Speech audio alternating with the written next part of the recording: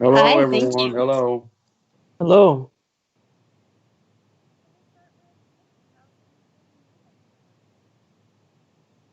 Wild and busy. Very, very busy. What all do you want me to start off with? Did you have anything in specifics? Sure. Okay. Uh, I am a psychic, empath, medium, clairvoyant. Pick your subject. I'm there. Um, I was born with these abilities. Uh, uh, they did start from birth. I wasn't one that where they started as a teenager. They definitely were from birth. Um, I give readings periodically. I deal with Sasquatch and ETs and a lot of different paranormal things that when I get told that a specific cryptid is real, I usually go, "You gotta be kidding me, really?" It still shocks me when I get told that something is real and yet there's no documented evidence. What else? Uh, I've had my first crossing over of a earthbound spirit that happened just last Sunday. Um, so I'm now capable of doing that. I had no idea what I was doing, but it all just came naturally. What else would you like to know? I was an advocate for women and children, mostly children, um, and had offers from a few attorneys in downtown Seattle who wanted me uh, uh, basically being a paralegal without being a paralegal background, um, which was really nice. It was uh, quite the compliment. Um, but at the time, I was homeschooling my son and doing a number of other things at the same time. So that's kind of me in a nutshell, so to speak. My grandmother would be laughing over me using the term nutshell, especially with everything I've been through in my life.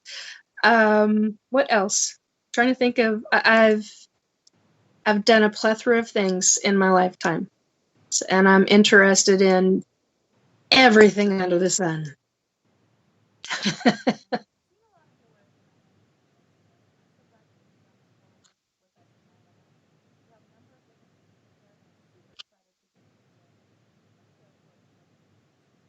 Yeah.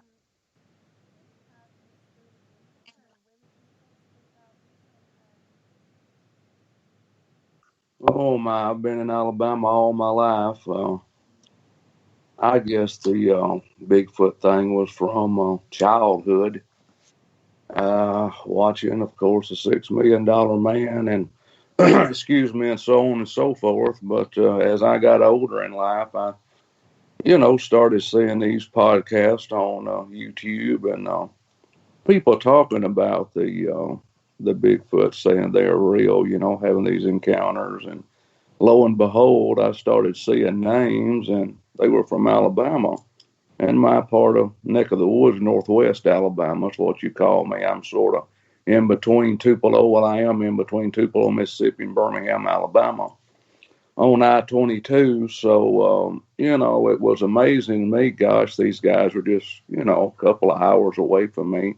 One of my friends were just actually 40 minutes away from me over at Lewis Smith Lake, over at the dam there on Smith Lake. And I didn't know these guys, and I got interested in it, and I just made a call, to a friend of mine, and which was over at Smith Lake. I can call him a friend of mine now. It wasn't then. We, the first phone call, we didn't know one another from Madam's house cat, and we started talking, and it just went from there. All his experiences. He knew all the guys. It was familiar with the Bigfoot research. He named some big names, Scott Carpenter, and he knew Bob Gimlin, and he had just been around the United States, and meeting these guys, hiking with them, camping with them. I guess, I said hiking expeditions with them, and interacting with the Sasquatch. And that's what got me turned on to it. And, I, have become, quite a believer in Sasquatch. I've never saw one. I've never even been out on an expedition to try to find one or interact with one, but I could have went, and I never did. And now my friend that was over on Smith Lake has moved down to Foley, Alabama, which that's at the Gulf Coast, and he's sort of pulled away from the Bigfoot situation. He sort of told me in a few words that it had just gotten so big, and it had gotten so many people stabbing one another in the back. He just didn't see where it was worth continuing on. So that's why he left this part of the country and went down to Foley. And lo and behold, he sent me a message and said he had, saw some sightings even down at Foley. A lot of people say, well, that's unbelievable. That's down at the ocean. Well, it's not all ocean down there. There's woods also. And I guess, where they're at in one place, they're going to be, looks like they're everywhere. So, he's told me some fascinating things I can add into the, story after a while once we continue on. But that's basically about it, Tess, all I can account for right now, unless you have something on your mind you want to ask.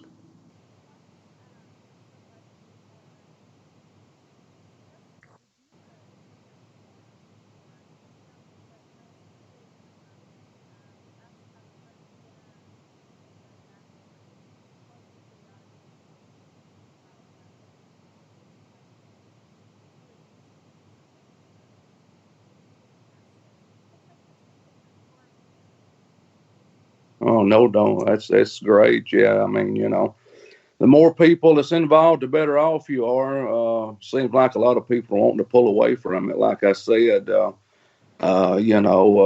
they said they've proven all they need to prove. With the DNA studies and all of that stuff. It's just now, you have to have are we going to have a body? Yes or no? Do we already have bodies? Probably yes or no. I don't know. I know that sounds silly, but I do believe the government knows what these beings are. I do believe they know they've been here for a long time. And, that's the way I look at it, because I've been told that from top-notch experts that have been doing this all their lives. So, I mean, somebody's been doing this all their life. They're going to learn something sooner or later, probably more than what the government wants them to learn. So, that's about it. Like I said. No. Tessa, unmute. Unmute yourself. They're saying that you're muted in chat. Okay, yeah, we can hear you. Yeah, you sound good here.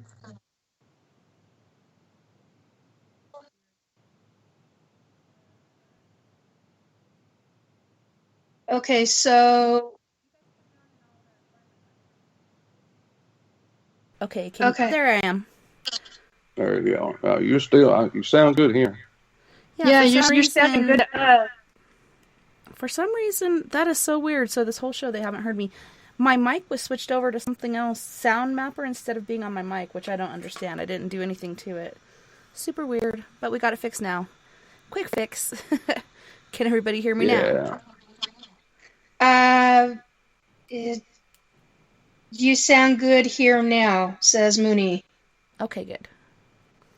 Yeah, it's amazing how far the government will go to cover things up, such as UFOs, Bigfoot, so on and so forth. And when we had the fires over in California and on the West Coast there, people had actually witnessed helicopters taking out nets with like Bigfoot bodies and such in them.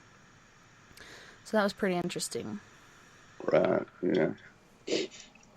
Well, he knows the story of the Sasquatch being removed from forest fires? Oh, I do. Yes. Well, you're right, Nikki. I'm glad you reminded. Well, I don't know the whole story. I'm not going to say I do. I've just been told pieces of that story that. But you've been told by experts in the know. Exactly. You're right. You're exactly That's a correct. big deal. It is. I'm glad you said that because I had forgotten that, or probably would have forgotten it the whole show. They had just when Mount St. Helens erupted. I can remember, of course. I don't know who all here can. I'm sure Nikki. Can you, Nikki, Tessa, the young man that's with us now? What was his name? I'm sorry, John. Troy. That's Troy. Can you remember when St. Helens erupted? Do you remember that? I do not. I was too young to know what was going on. Right. Well, it was a big issue. It was. I mean, back then. You have to look back, which will educate you a little bit and help you. Back then, it was a simpler time and place. We had one television set. It was a RCA, just about like everybody else, black and white. But back then, it was already to color. And we had 3 stations. You had an antenna outside. And if you wanted to get the station that the Incredible Hulk came on, you ran outside and turned the antenna.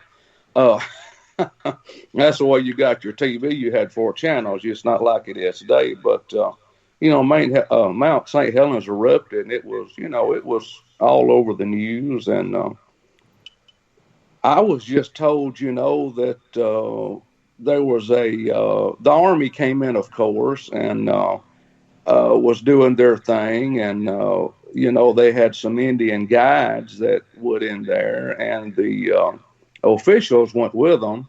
That's what we'll call them, officials. Sounds better, I guess.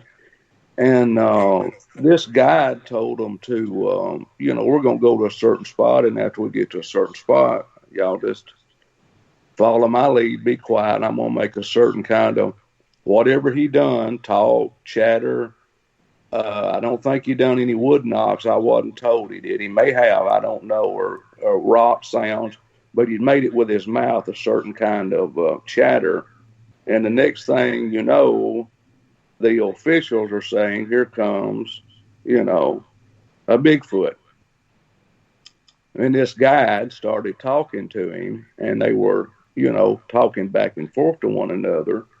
And he was trying to help get the Bigfoots that were injured out and get them down to the tents that the officials of the Army had set up, and also the people that needed help. So, that was amazing to me that the Army would cover that up to the general public, and not let the general public know that these beings are out there and are capable of communications with humans and can get along with humans and will get along with humans. But, to a certain point, I guess you push them so far, then they're going, that's their forest till, you push us and we're going to show you what we can do. But that's what I was told in bits and pieces. I wish I really knew the whole story right down to the T, but,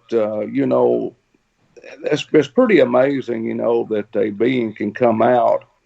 And that Indian guide, of course, you hear them talk about, they go all the way back to the Indians. The Indians were trading with them, communicating with them. Some were good, some were bad.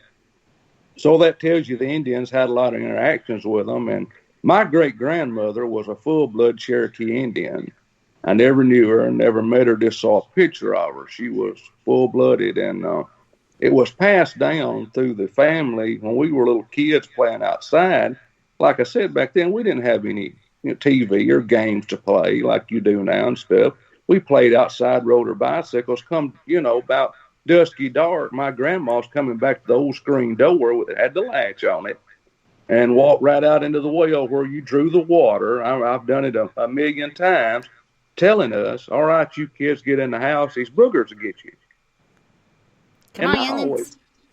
That's what she said. And it was amazing to me. Excuse me.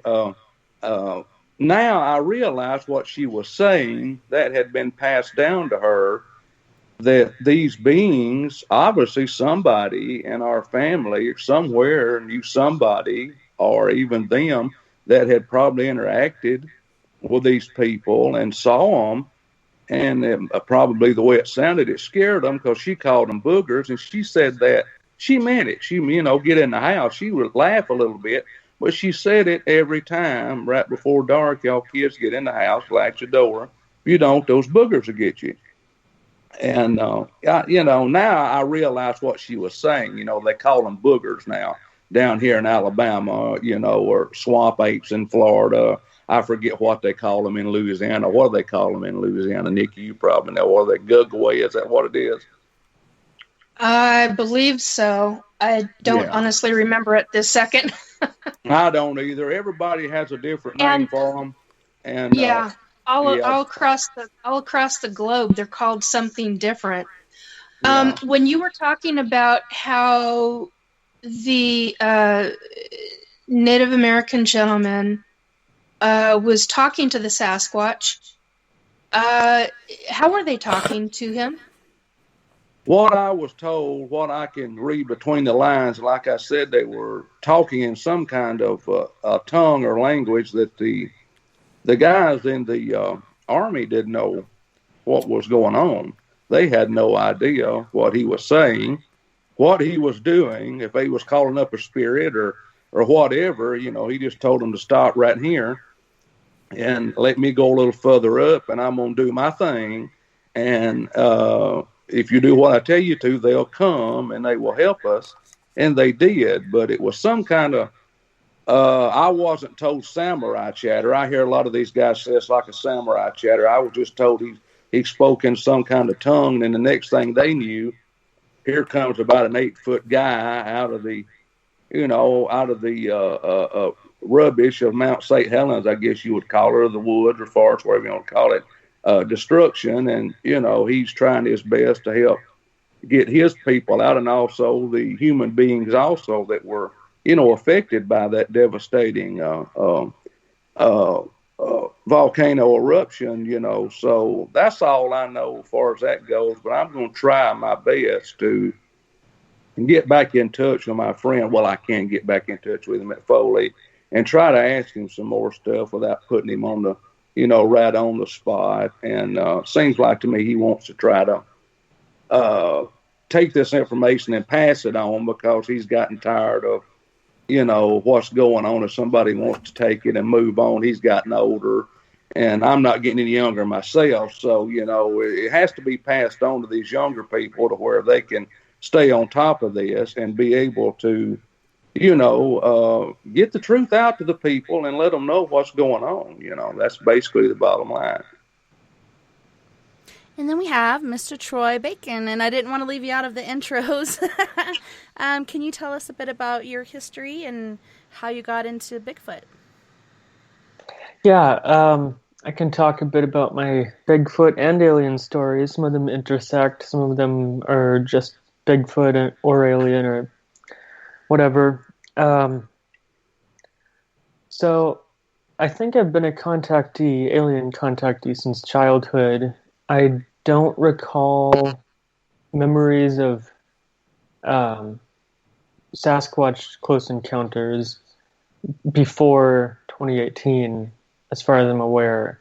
But my dad did tell me when I was a child that he believes when he was in his 20s that he saw a Sasquatch somewhere. I think it was in eastern Washington. He was out in the mountains or something, and it was summer. He saw what looked like a humanoid figure, maybe like a gorilla, but it definitely had thick fur all over its body. He doesn't think it was a bear, and it looked a lot like a human just walking around, but that was more than 80 or 90 degrees out at least.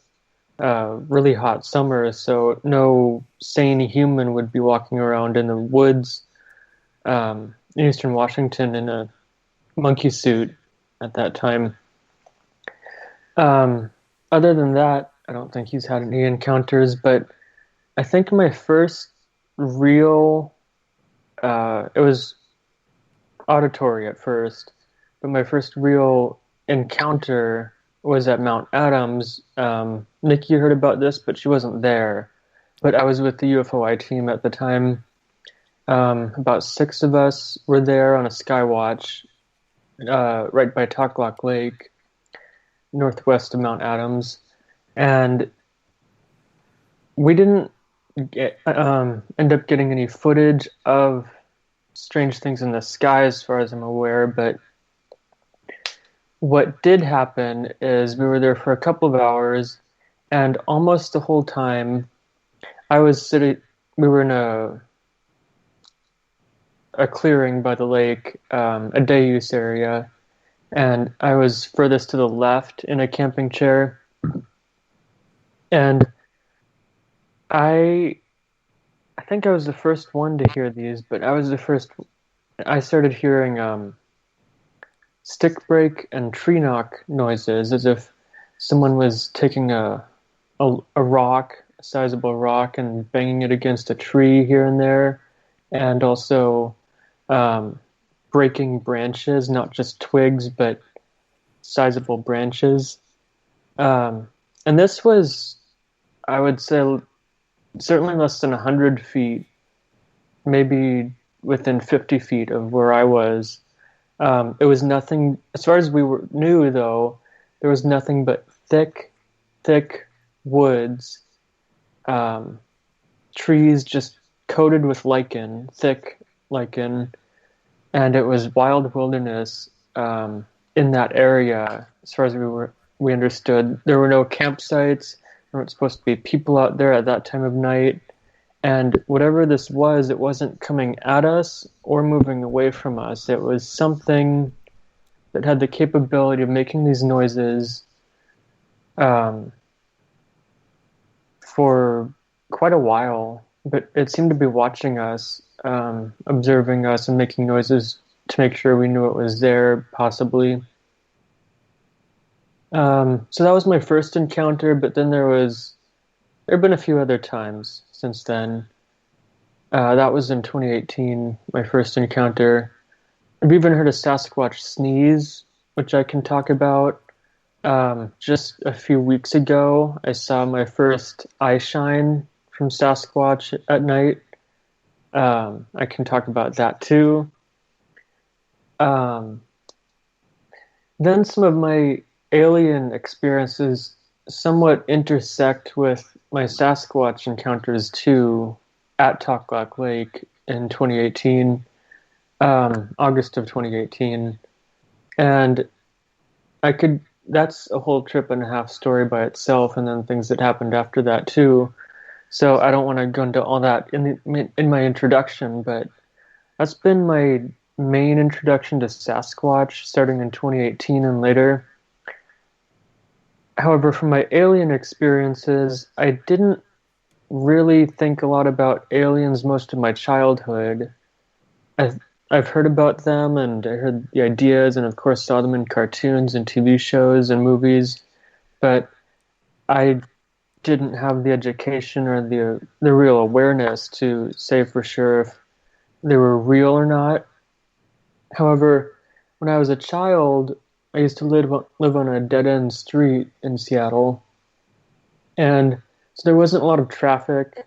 Cars almost never came and went, so it was safe for me to stand out on the road in front of my house. And I remember sometimes I'd be standing out on the road, just looking up at the clear blue sky, sometimes wondering what else is out there than the sky in space, or also wondering if or when something might come down from the sky. And I can't really explain why I would have been thinking on that line of thought when I was like 7 to 10 years old. But actually I can't explain why, but I just didn't know it then. And it wasn't until I think early 2019 that I really figured out that I've been a contactee since childhood with, I think, at least one specific group of greys and mantises working together.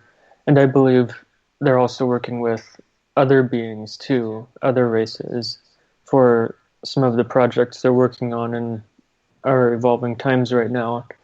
I can talk about that more, but that's kind of my introduction to these fields. So, how young were you when these things started to happen? Alien or Sasquatch? I guess alien would be the first thing. I don't know exactly. The thing that leads me to believe I was contacted in childhood was a dream, a very vivid, very real seeming dream that I had when I was, I think, around 6 or 7 years old, I feel like. And I recalled this dream actually last year in 2019. And when I started thinking about this dream I had, that had kind of been tucked away in my subconscious most of my life, it became more and more clear. I remembered more about what it felt like. I felt fear in the dream. Do you want me to go into the whole dream right now? It wouldn't take too long. Yeah, it's perfectly fine. We got 3 Yeah. hours and we got lots of stuff to go through, so I'd love to hear it. Okay. So, in the dream, I was in the upstairs bathroom, looking out the window down at the backyard of the first house I grew up in, and there was a grassy lawn, and then a little ways behind that there was a tree line right behind the fence of our yard, and over these trees in this dream, a gigantic black spherical object, I knew it was a spaceship in the dream, just came out of somewhere or came hovering over the trees, and it sort of came down a little bit more downward and also towards me. It was moving slowly, but this was a perfect sphere, black all around, except it also seemed to have layers, many layers and bands on it, of moving lights. Some were circling around the craft. They were very colorful too. That's one of the important aspects of this group that I think that dream is related to. There were many colors of the lights on the ship, which indicates to me they're highly evolved beings. But in this dream, I saw this, actually, when I think about it, kind of pretty looking black spherical ship coming towards me, but in the dream, I just was terrified, and I ran out of the bathroom, and I somehow in the dream knew that something was coming to get me from the ship. And then I went downstairs in the dream and hid in one of the washing machines that opens to the side, and thought that was a good place to hide and that I could actually get away. But then I woke up, so I remember waking up from the dream, so I know it wasn't an actual encounter, but when I thought about it and really meditated on it last year, I know that that was not just a random dream. It was not just from something I'd seen in a movie. It was something my subconscious was telling me, something I'd actually seen previous to that dream. And I've come to the conclusion from that certainly in childhood I was a contactee, and some of their ships may actually look like that or very similar. And that was a memory, or like a memory represented in a dream, of me knowing that I needed to run, and that somehow what was on the ship was scary, even though it wasn't actually going to hurt me for a long time. And then another thing I've been thinking about for a while when I was a child, I don't remember them clearly exactly, but maybe it was just because I was a clumsy child too, and I would run into things. But I remember sometimes I just have bruises on my legs, especially. Not so much my arms, I think it was my legs, but I don't remember exactly if any of them were actually finger-shaped or oddly shaped. I think they were just random bruises. But they came and went. That may not even be important. Well, it is really odd how that happens. And we were on an after party, and I'd noticed some, and I was like, "Look at it! Looks like 3 points here and 3 points here, and one over here and one over here." It's like obviously like somebody was grabbing me, but I have no recollection of it. But I still had the bruises. And some people might be wondering right now, okay, why are they talking about aliens when this is Bigfoot? Well, I've heard of Bigfoot being involved with aliens in some sort, as well as Fae. So that's one reason that I'm allowing the alien thing tonight for the crypto forum. But it's very interesting, the stories you have, and with the bruises, yeah, that's interesting. And as a kid, you don't think about that, like the shapes of it and stuff. You just realize, I have bruises. Where the heck did that come from? Yeah, some of them a lot of times I wouldn't even remember having bumped into something specifically, but I would just notice a bruise on one of my legs or somewhere. Yeah, but I can also talk about in 2018 when I went to Talk Lake and how my Bigfoot experiences there directly interlace with the alien experiences there. Okay. It's really the same story. Do you want me to talk about that now or later? Because it can be a bit lengthy if I describe it all. I'm fine with now unless somebody else has something to contribute. Nikki or Wayland, anything important right now? Well, there's always things to talk Mine about. can wait. Yeah, go ahead. I'm yeah, tell your story. What's on your mind? Yep, go for it. Okay. Where it go? Then if I have the floor, I'll go into this. So, I joined the UFOI team in the summer of 2018, right after I graduated from the Evergreen State College. I have a Bachelor's of Arts from there. And I didn't know exactly what I was going to do with my life or what I was doing. I didn't have a job set up right away, but I contacted a lady I knew through another friend of mine, but this lady was the director of the Seattle UFO Network, SUFON, for a number of years, and I knew about her, but I had been feeling like I wanted to get more deeply involved in the alien and ET field, perhaps, or investigation field, something like that. And so I contacted her, just expressing that I wanted to get involved with SUFON and possibly attend meetings or become active in it. And two things happened. I did become part of the SUFON leadership for a short time before that sort of went back on ice for a while. But then she recommended me to the UFOI team, which was meeting every Monday, every week. So that was a good opportunity for me because I heard that they were actually going on field trips here and there and going on investigative outings, which sounded right up my alley. I like camping trips and just exciting things like that. But so I went on this trip. I joined the team about a month or two after I joined the team and started attending the meetings.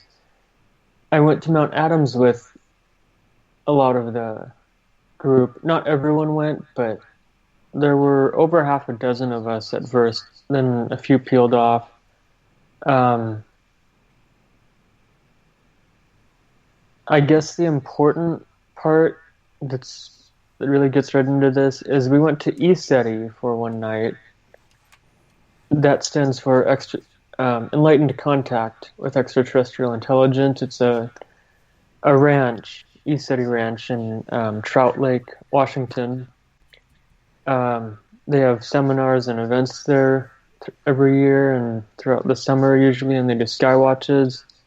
And so we went there as a team, And it was the first night that I guess my contact really started. I didn't see much over the mountain or during the sky watch, but it was when I was laying down to go to sleep that night. I believe it was a Friday night.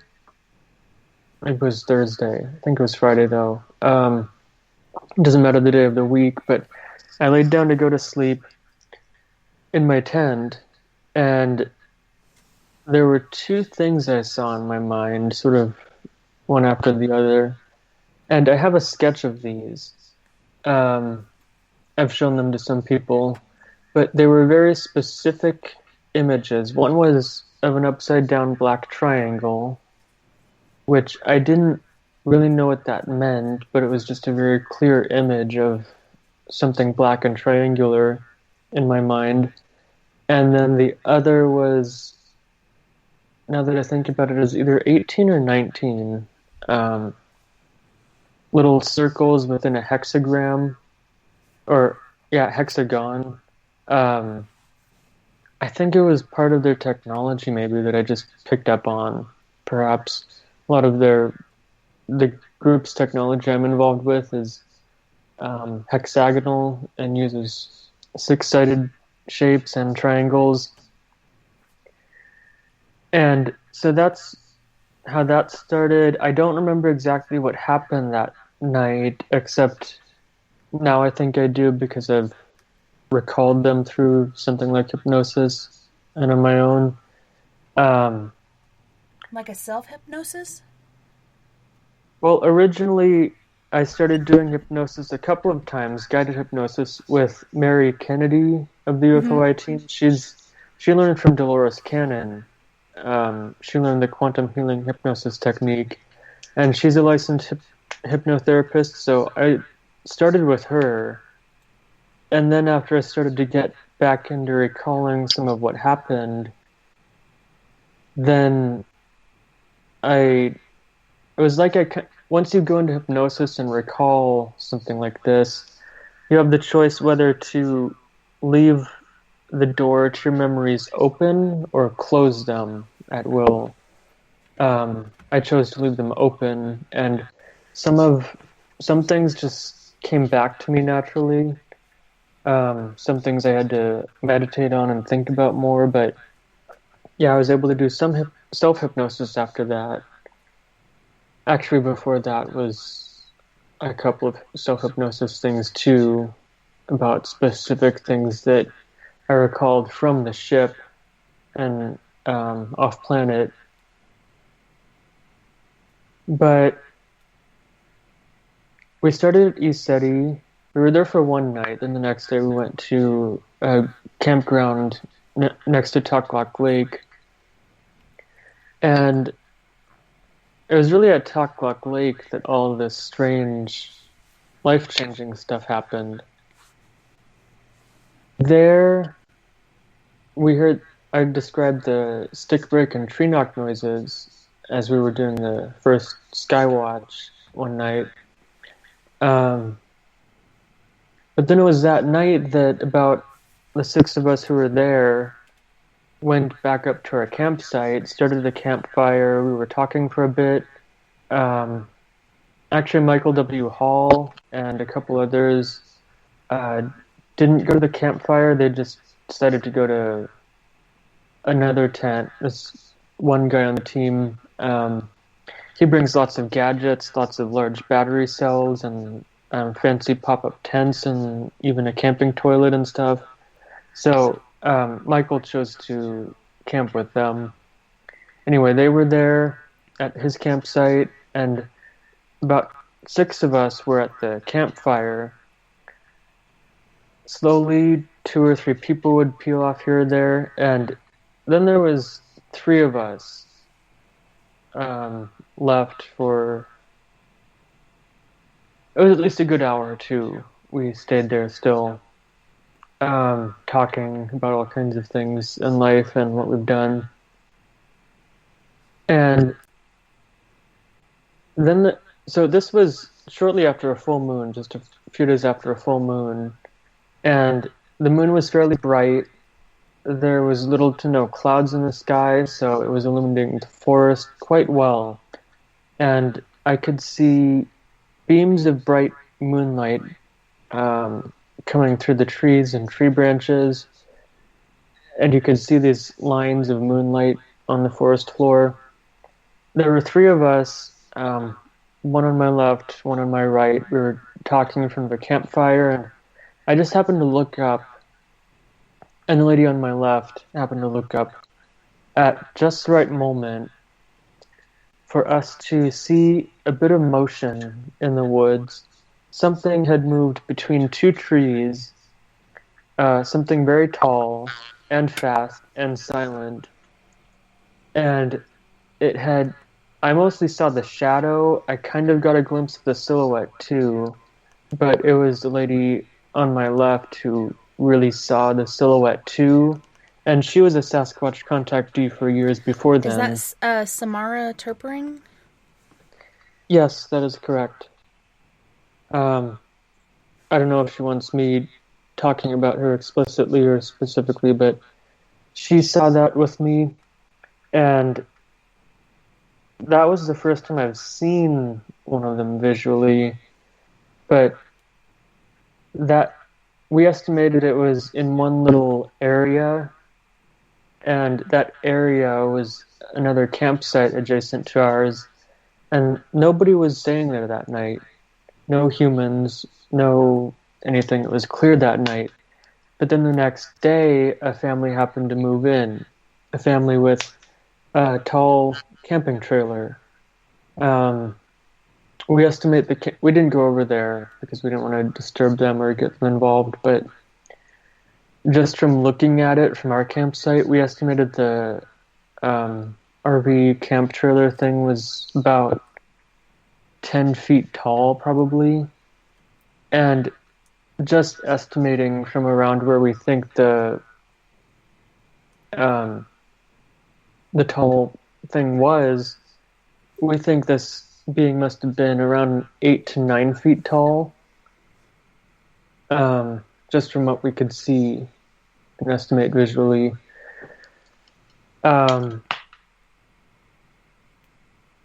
Then I went to bed that night after the campfire. It was 2:45 when we split off from the campfire. I spent a little time getting ready for bed, and then the forest was dead silent. I will say this. It was eerily silent, too, when I was about to go to sleep. And you could actually see pretty well without a flashlight because of the moon. But everything was dead silent, not even insects making a noise. And then I must have been watched. I got the feeling I was being watched anyway for a while, which is quite creepy at night in the woods when you're like 100 miles or at least 50 miles away from civilization, and you know you're being watched, but somehow you know that something's not going to happen to you. But I know I was being watched, so I went to bed anyway because I didn't see or hear anyone. Except for the moment, like within a minute after laying my head down to sleep in my tent, it was also cold, but I started hearing noises, and the best way I can describe these noises, I didn't know what the hell this was. I didn't see lights or shadows moving around my tent, like as if someone was walking with a flashlight. But the best way I can describe these noises is something kind of big and heavy with feet, picking up its feet, probably about 2 feet, that is, and stomping them into the forest floor, which is slightly soft, but it's not necessarily cushy. So it sounded like something dancing rhythmically, and it sounded like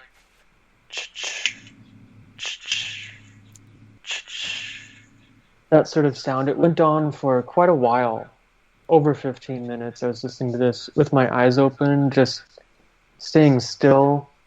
I didn't see anything, no figures anyway, but this thing was close to my tent too. I didn't know what to do, if I should try to catch on camera, but if I moved to get a camera, I'm sure it would stop and leave. So I just listened to it, and I think it was the next day I found footprints, or what looked like an area with partial footprints, large footprints, and the forest floor was dug up and disturbed in that small patch near my tent. But what happened that night when it was dancing, I could see little points of sparkles and light above me, not outside my tent though, it was within my tent. So it was like a sparkly effect of some sort. The best thing, I don't even know what it was. I described this to Sam though, Samara, as you mentioned. She gave me more insight into what this is. She talked to the Yakima Indian tribe elders in that area sometime later, and they described exactly the same phenomena that I saw and experienced. And apparently this is something that's generated by Sasquatch, some sort of energy, or maybe something from what they're doing, like dancing, or I don't know if it was vocal or something, but it was multicolored, like little sparkles of light above me. It was interesting to watch, but then I eventually went to sleep anyway because I determined that I was safe. Anyway, the Yakima Indian elders apparently say that that specific phenomena is related to Sasquatch encounters, and it's, I don't know, some sort of blessing or something generated by them. I don't know what it's supposed to do, but that night was when the real contact occurred, and a lot of strange things happened. The next morning, our team woke up and was eating breakfast and talking together. And this one guy, his name is Dan Weiss, he's the director of Ambition Pictures. He was with us. He was filming some of this, trying to get footage for a documentary he's putting together about Mount Adams. And his car died. It was only a 2-year-old Nissan rental. It was in pretty good shape. There was no reason for the battery to die. Everything should have been fine. He was sleeping in his car though, because the tent that him and his son had brought developed holes, or ended up having holes in it, and basically became a little lake in there, which is not fun to sleep in. So they slept in their car. And that night before I went to bed though, around 3 a.m., by the way, 3 a.m. is apparently the witching hour, where strange things tend to happen. Anyway, right around the time of 3 a.m. when this stuff was occurring with the Sasquatch, or right before really, I had heard a car engine start. I thought it was weird that someone was trying to start a car engine at 3 a.m. at our campsite. I didn't know whose it was or who it was, but it was Dan trying to start his engine to warm his car up a little bit. And then the next morning, he ends up telling us that he couldn't start his car engine. And I heard this. Tried to start the car engine. It wouldn't start. I heard it definitely wouldn't start. Then a minute or two later, he tried it again, and it did start. The first time he tried to start his car engine, the computer monitor screen lit up, but it had no information on it. The clock was all zeros or just blank, but he could sort of see where information should have been, but it was just all blank. Yeah, I heard Michael Hall's breathing apparatus also quit working. Yes, he had a portable CPAP machine with him that was hooked up to a battery cell, and apparently that device has a computer in it that actually recorded him only getting about an hour and 50 minutes of sleep that night, when he should have gotten probably over 8 hours or something like that. But for some reason, he wasn't using the device for most of the night. And that hour and 50 minutes, we think, was only leading up to around 3 a.m. when some of this was occurring. And an hour of missing time from right around that time, too. So we don't know exactly what happened. He hasn't gone through enough hypnosis to remember everything as far as I understand either, but that's his choice. But so the way this started is Dan had said his car wouldn't start, and then it did, and I heard all of that, and I confirmed that. And of course there was Sasquatch in the area, so we knew strange things were happening, and we thought it was Sasquatch doing things. Then we did investigative work, some of the adults mostly, but I was a part of it and observing it and filming it. We found that Dan's car had become a bar magnet with positive at one end, negative at the other end, and it had become highly magnetized. It wasn't just because magnets and our compasses were attracted to it as a piece of metal, but it was actually carrying a magnetic field and charge from something that had happened to it or charged it somehow overnight. And after that incident, we heard sometime later that his car did not get better. It continued like that. And it even started to get worse gradually, as far as I understand. I haven't heard about it for a while now, but he took the car... I hate to cut you off, but we do have to go to our first musical break, and then we'll pick up where we left off when we come on back. But for this break, we have Mr. Britt Casey from Boston, Massachusetts, with a remix on an old school song, Mr. Telephone Man. He's calling it Mr. Cellular Man. Then we have Mocha T, Future Plan. She's from Milwaukee, Wisconsin, as well as Mystique with If I Slip and I Want It All from Milwaukee, Wisconsin as well. You guys don't go anywhere. We'll be right back right after this musical break. Hello? I'm trying to call my baby, but it's poor reception on. Cause she ain't picking up. Hello? Hello? Listen, Mr. Operator. I've been up all day and I'm trying to dial my baby's number. See, it only rings straight to the machine.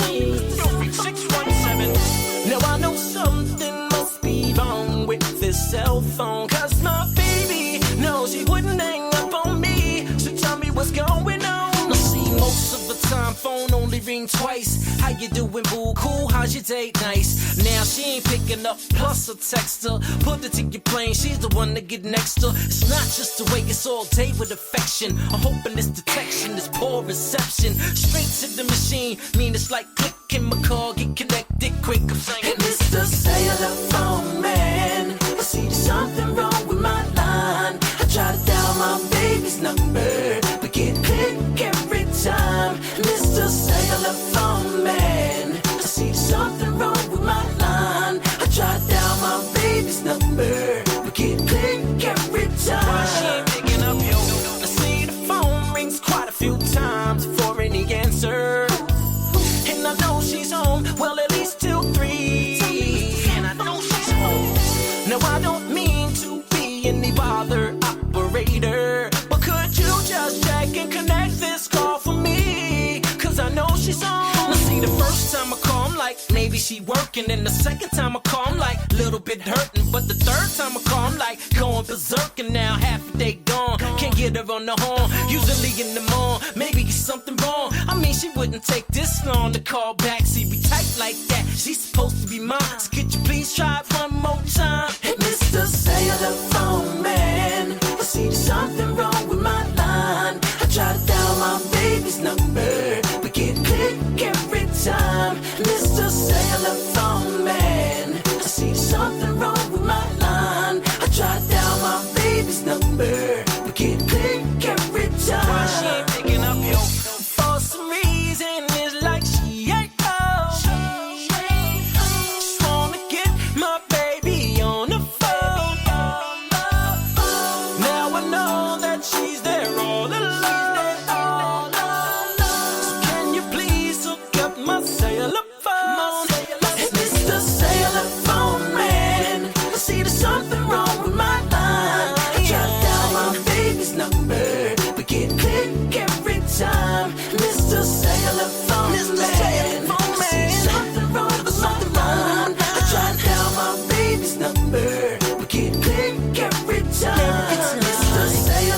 phone, man. I see there's something wrong with my line. I try to dial my baby's number, but get click every time. Mr. Cellular phone, man. I see there's something wrong with my line. I try to dial my baby's number, but get click every time. Why she ain't picking up, yo?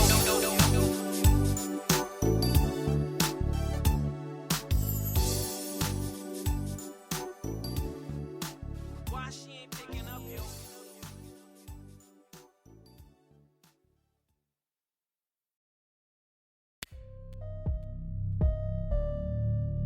I got dreams and ambition, I'm ready and I'm willing, I'm meeting this competition. You don't wanna be my dinner.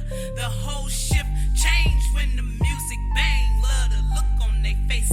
I got dreams and ambition, I'm ready and willing, I'm meeting this competition. You don't wanna be my dinner. The whole shift changed when the music bang.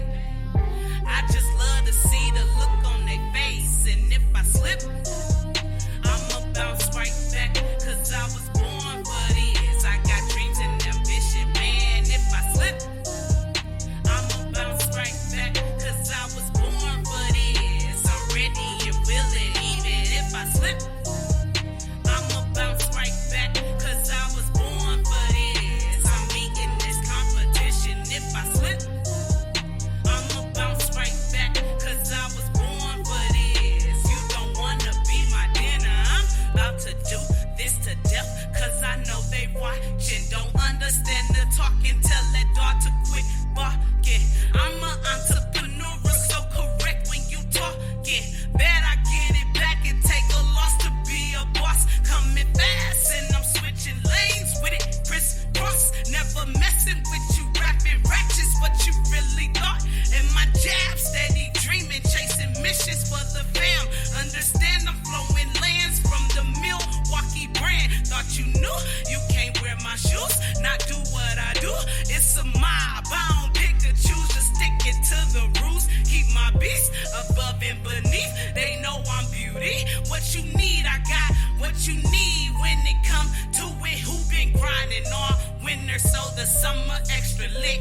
I've been in and out the booth trying to weigh up my greatness. It ain't no time to play with it, and if I slip, I'ma bounce right back, cause I was born for this. I got dreams and ambition, man. If I slip, I'ma bounce right back, cause I was born for this. I'm ready and willing, even if I slip, I'ma bounce right back, cause I was born for this. I'm meeting this competition. If I slip, I'ma bounce right back, cause I was born for this. You don't wanna be my dinner. With great precision, I'm on a mission. Lots of ambition, my transition. The time was ticking, willing and wishing. Just listen, I punch harder than Sonny Liston. They fishing, looking for teeth.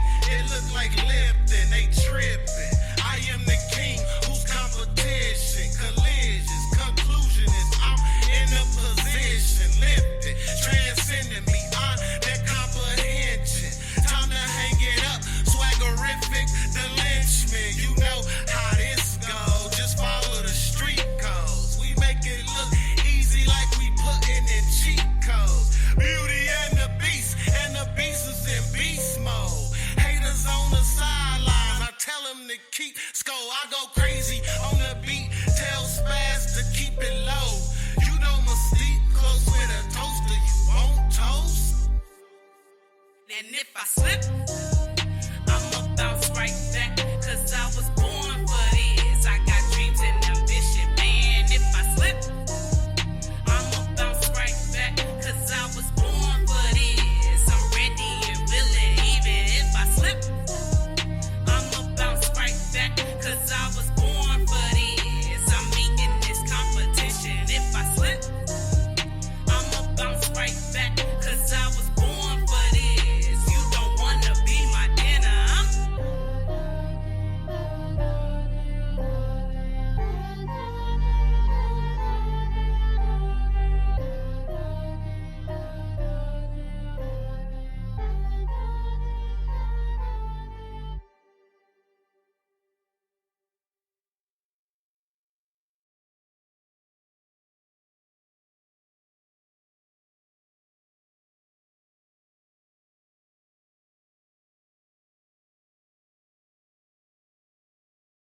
Boca T, let's get it. Future plan is to get you, boy. You all that I think about when I get you. I'ma treat you right, keep you close to my heart. Future plan is to get you, boy. You all that I think about when I get you. I'ma treat you right, keep you close to my heart. Future plan is to get you, boy. You all that I think about when I get you. I'ma treat you right, keep you close to my heart. Future plan is to get you, boy. You all that I think about when I get you. I'ma treat you right, keep you close to my heart.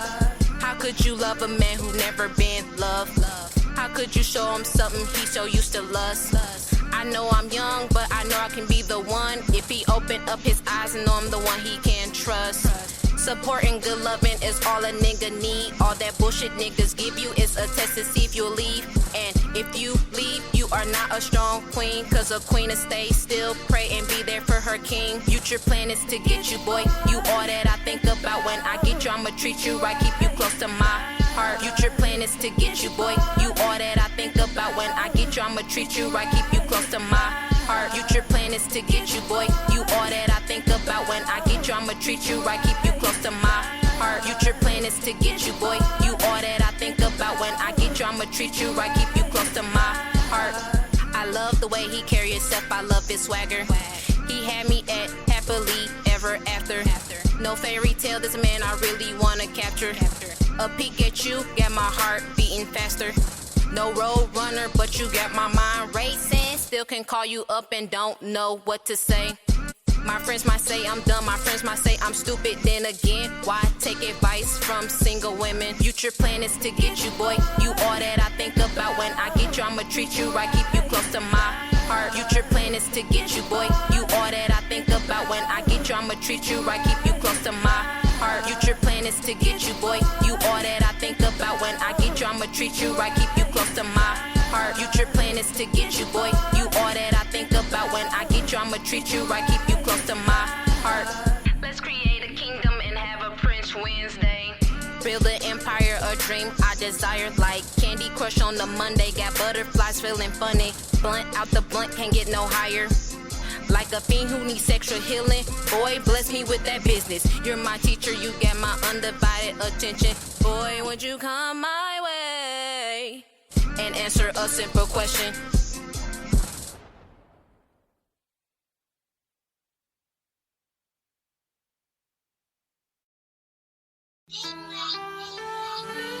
Yeah, okay. I want it all. Even if you stepping out of bounds, keep ballin'. I want it all. Diamonds and cars. Building big yachts, close up the stars. Buying the bars.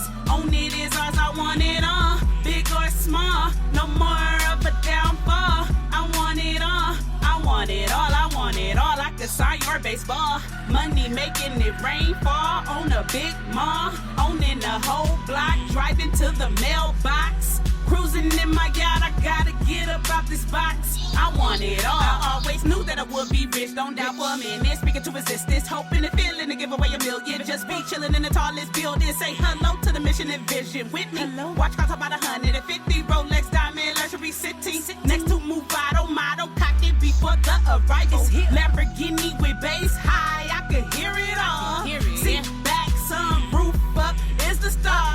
High performance car, super saloon, exclusive rims spinning hard. Always wanted to build a park, obstacles to enter. A lot more for the kids, recreation centers. I want it all. Red bricks, cream coated, painted marble fountain as I pass. Walking the stone path, heated pool, home theater for all of my family. Wanna do it for my city. Can't wait to see the chandeliers hanging from the ceiling. I want it all. Diamonds and cars, building big yachts, close up the stars. Buying the bars, own it is ours, I want it all. Big or small, no more of a downfall. I want it all, I want it all, I want it all. I could sign your baseball. Money making it rain fall on a big mall. Owning the whole block, driving to the mailbox. Cruising in my yacht, I gotta get up out this box. I want it all. I'm inside of a dungeon, life involves repercussions. Do convince that consequences leave me boxed up feeling suction. How could this bad mistake have me thinking ways to escape? Catching the case, wanting it all has been replaced. Look at a cellmate face, I know they can't relate. I know trust in the soul, heck no, it's to stay safe. where my food is cold on my plate. It ain't no breaks, it's a time to concentrate. Watching my back, got stabbed by too many snakes. Who times dragged against the bars is a rude away. Mind race, body cold, hard to embrace. The situation made me think, why did I misbehave? And common sense of being solved in so many ways. During the problem thoughts, I forgot I want it all. Forgot I had a dream to rule it, forgot to remember that all my fans had a bra that I can have it all. I want it all, staring at the walls, walking down the halls, wait for my collect call, supposed to be at a concert hall. Instead, I want it all behind bars, can't reach for a star. It's a fear, I want it all. I want it all. I want it all. I want it all. I want it all. Diamonds and cars, building big yards, close up the stars, buying the bars, on it is ours, I want it all, big or small, no more of a downfall, I want it all, diamonds and cars, building big yards, close up the stars, buying the bars, on it is ours, I want it all, big or small, no more of a downfall, I want it all. I want it all, I want it all. I can sign your baseball. Money making it rain fall on a big mall. Owning the whole block, driving to the mailbox. Cruising in my yacht, I gotta get about this bodice. I want it all. Mystique, mystique, mystique. Okay. Hitting mute. Welcome back, and thanks so much for joining us tonight on We Are Paradox Media's Late Night in the Rockies. Tonight we have Miss Nikki Jacobs, Mr. Troy Bacon, and Mr. Wayland Colburn. I almost forgot the last name. Welcome back, you guys, and thanks so much for coming on tonight. We have a lovely bunch. I especially love Troy's haircut. It kind of takes me back to Star Trek. When I first saw him, I thought Spock, and I was like, wow, did you intentionally do that? I like it. It looks great. Well, thank you. I'm glad you like it. I didn't actually do anything to it today, but that's just how it is. Yeah, it's different from last time I see you, I think, but yeah, it totally took me back to being a Trekkie. So when we left off, we were talking about the experience on, what was it, Mount Adams? And we were talking about the car kind of becoming like a magnet or battery or something of the sort. Yeah, so overnight, we think it happened around 3 o'clock or maybe 3:15-ish a.m. When I was having my strange experiences, that Dan Weiss's car had become magnetized like a bar magnet with positive at one end and negative at the other end, and our magnetic compasses that several of us had were reacting to that. And it was because our compasses were reacting and not actually pointing to magnetic north that we figured out it had a magnetic charge to it that was powerful enough to change a compass. Otherwise, our compasses didn't react to the other cars we had at the site. So it was that really got everyone's attention, and then we started a long investigation. Honestly, it took longer than it should have that day for different reasons. And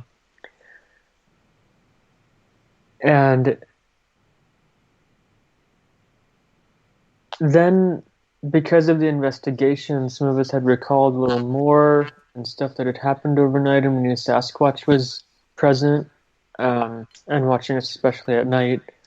But I also had my iPhone with me. This is another piece of evidence. I had my iPhone with me.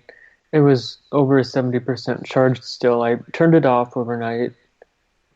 I had my GoPro camera with me to film some things, and it still had at least 2/3 of a battery charge left. I turned it off overnight. So both batteries are lithium-ion batteries.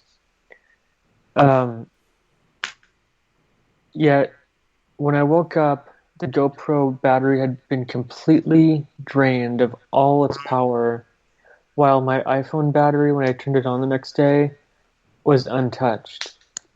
something, and these weren't the only batteries that were affected. There were other campers in that area who had reported battery failures overnight that same night, and we didn't necessarily go talking to a lot of them, except I think we mentioned it to some of the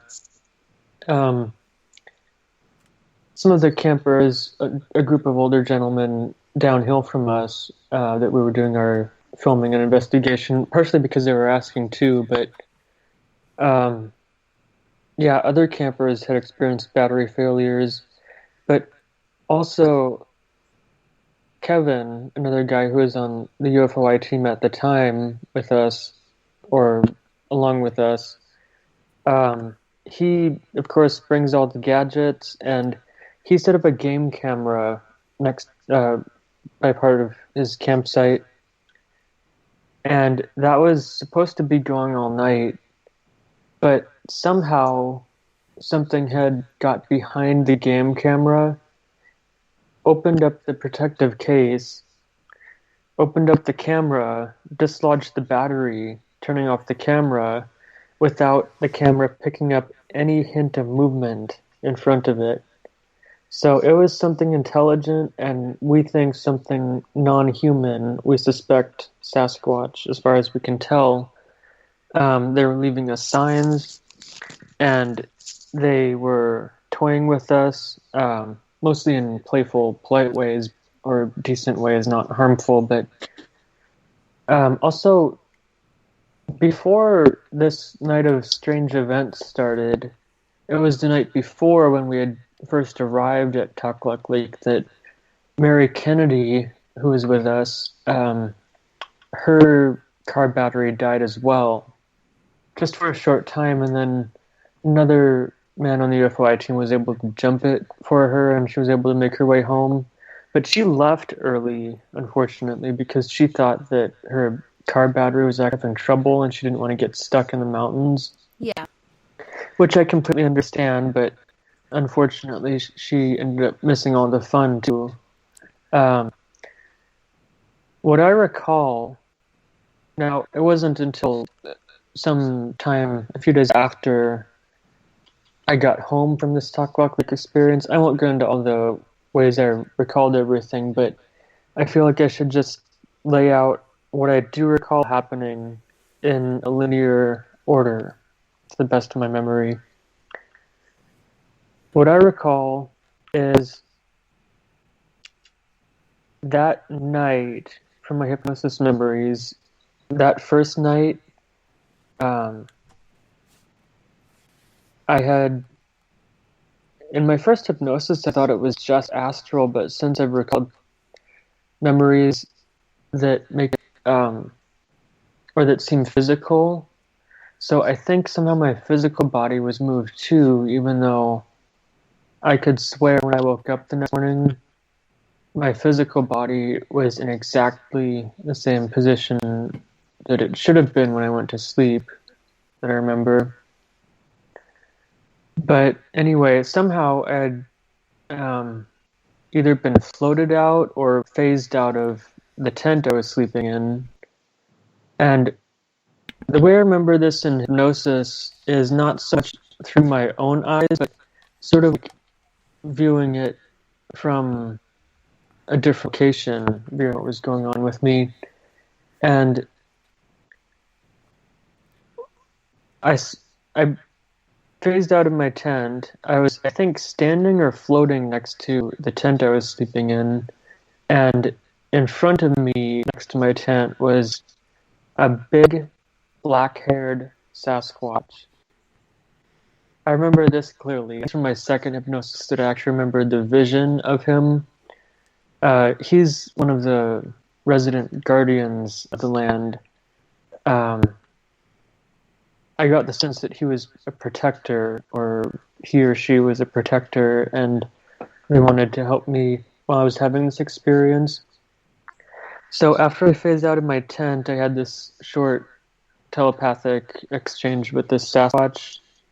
They assured me I'd be fine and that everything would be safe.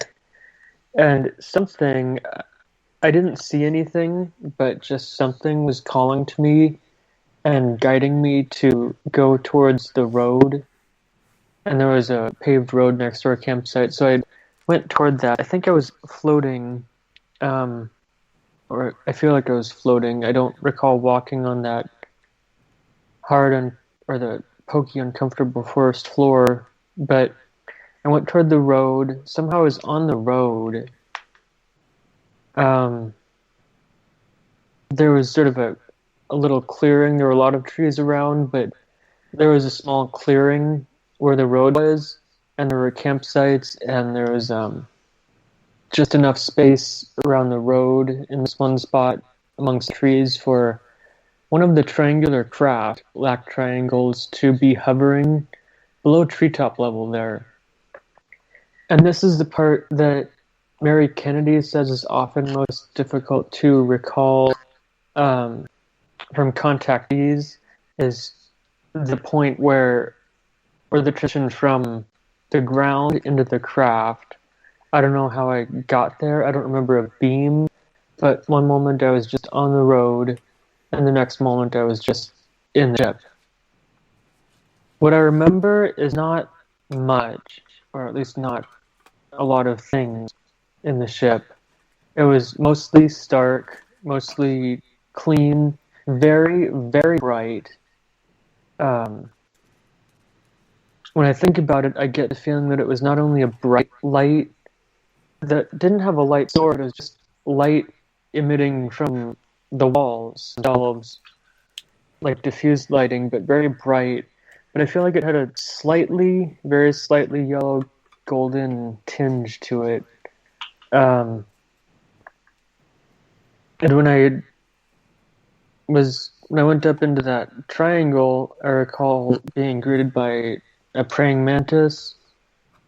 I think he was a 7-foot tall praying mantis who I've come to know personally. And although you would think something of that form would be quite frightening in that size, they give off quite a comfortable, loving energy of highly evolved consciousness and welcoming. I recall it being a very, very short, quick ride from Earth to their ship. And this triangle is not their ship, it's just a transport ship. But the triangle anyway, doesn't have a lot in it. But whatever you need from it can just come out of the walls, sort of like a lot of tools and things, sort of like being hidden in the walls, but there are no seams. The walls are completely seamless, and the ship itself is conscious. It's a conscious, partly biological, partly technological sort of material that they can interact with. Any being on the ship can interact with, and whenever I think of these memories of being on that triangle, it's kind of like you can see around you, see the ship and the walls, but connecting with the ship consciously also gives you an experience of knowing what's outside the ship and where it's going. Yeah, I had a friend of mine, Chad Dillard, tell me about his experience on a spaceship, and at one point he said there was a wall where you could see outside into space, and he said a ship was actually driving by, and then it kind of backed up to see what exactly was looking out the window, which was a human being. Perhaps they weren't used to that, but it's interesting how you get, not only the inside, but the outside. Perhaps there was a wall like that in this ship. And it was small, too, the one that he's talking about as well. Yeah, I don't remember exactly what it was like if there was a window, but it just sort of, it was almost like you can have an experience of being in the ship and have a sense of X-ray vision, seeing out. But it was a short ride, very fast ride from Earth to their ship, which is in our solar system, I believe still currently. It's a spherical ship, very large, multi-leveled sphere that I would equate I mean, it's probably not as big as our moon, but it's kind of like a small moon sized and shaped craft. What I remember, though, is I think the black triangle went in from the bottom of the sphere, so there was something like a port or I don't know how to describe it, but what is it, like a hangar where you would enter into near the bottom of the sphere. And I remember that hangar too very well. I remember getting off the ship and seeing the black triangle in the hangar. It's just all stark, all sort of chromatic, silvery but not reflective. Metal something everywhere, some sort of substance like metal. And then when I got off, my mantis friend was next to me, sort of like a chaperone watching over me, but I think there was the other 8 to 9 foot tall mantis, female. She's like his partner. I don't know how their relationship actually works, but remember both of them. They were actually in contact with me throughout 2018 before this experience, because they were telling me about their arrival before they came to our solar system. And so both mantises were there, and I believe there was at least one gray, which I think I know who that is now that I think about it more, in the hangar. And we walked up. There was a ramp to the left of where we were from the black triangle. We walked up the ramp against a wall, and this is just still from the first experience from that first night on their ship. There's a lot more, but this next detail that I remember clearly from that hangar is something that who is it? Susie Hansen in New Zealand.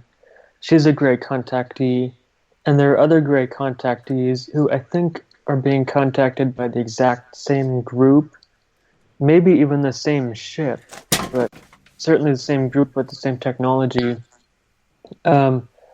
Susie Hansen describes memories of, and others around the world have described this, a tubular elevator. So it's like a cylindrical tube, but most of the face where it would be in front of you is open, and it's like you could walk into it, but it's not really an elevator that has a platform. It's more like a pipe with some sort of greenish, bluish, gaseous something running through it that transports whatever's in it to whatever other level of the ship they want, or wherever they're going. I don't know how that works exactly, but that's what I remember. And then the next place I have clear memories of on their ship is what I call the command center. And the first thing I remembered from this command center was what I call the panel, the control panel. But it's not like a control panel with lots of switches and dials and things. It's more like a white crystalline sort of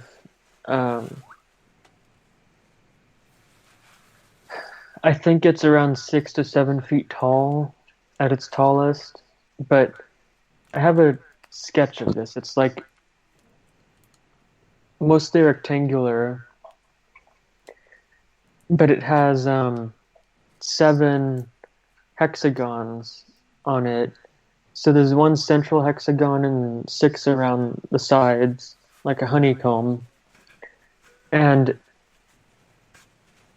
this is interesting technology because it's kind of like a touch screen, but it's like solid crystalline white ceramic sort of material. And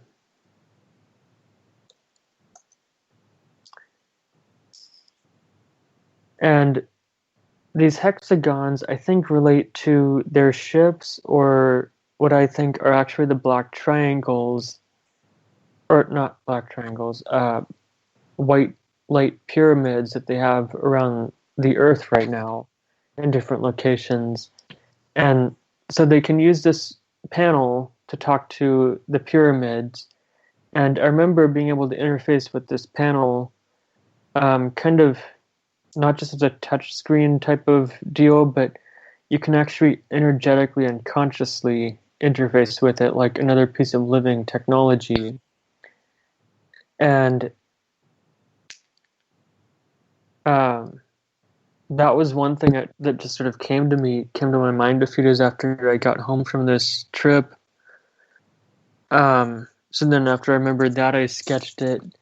But then I went back into that memory, and I remembered more of the room I was in.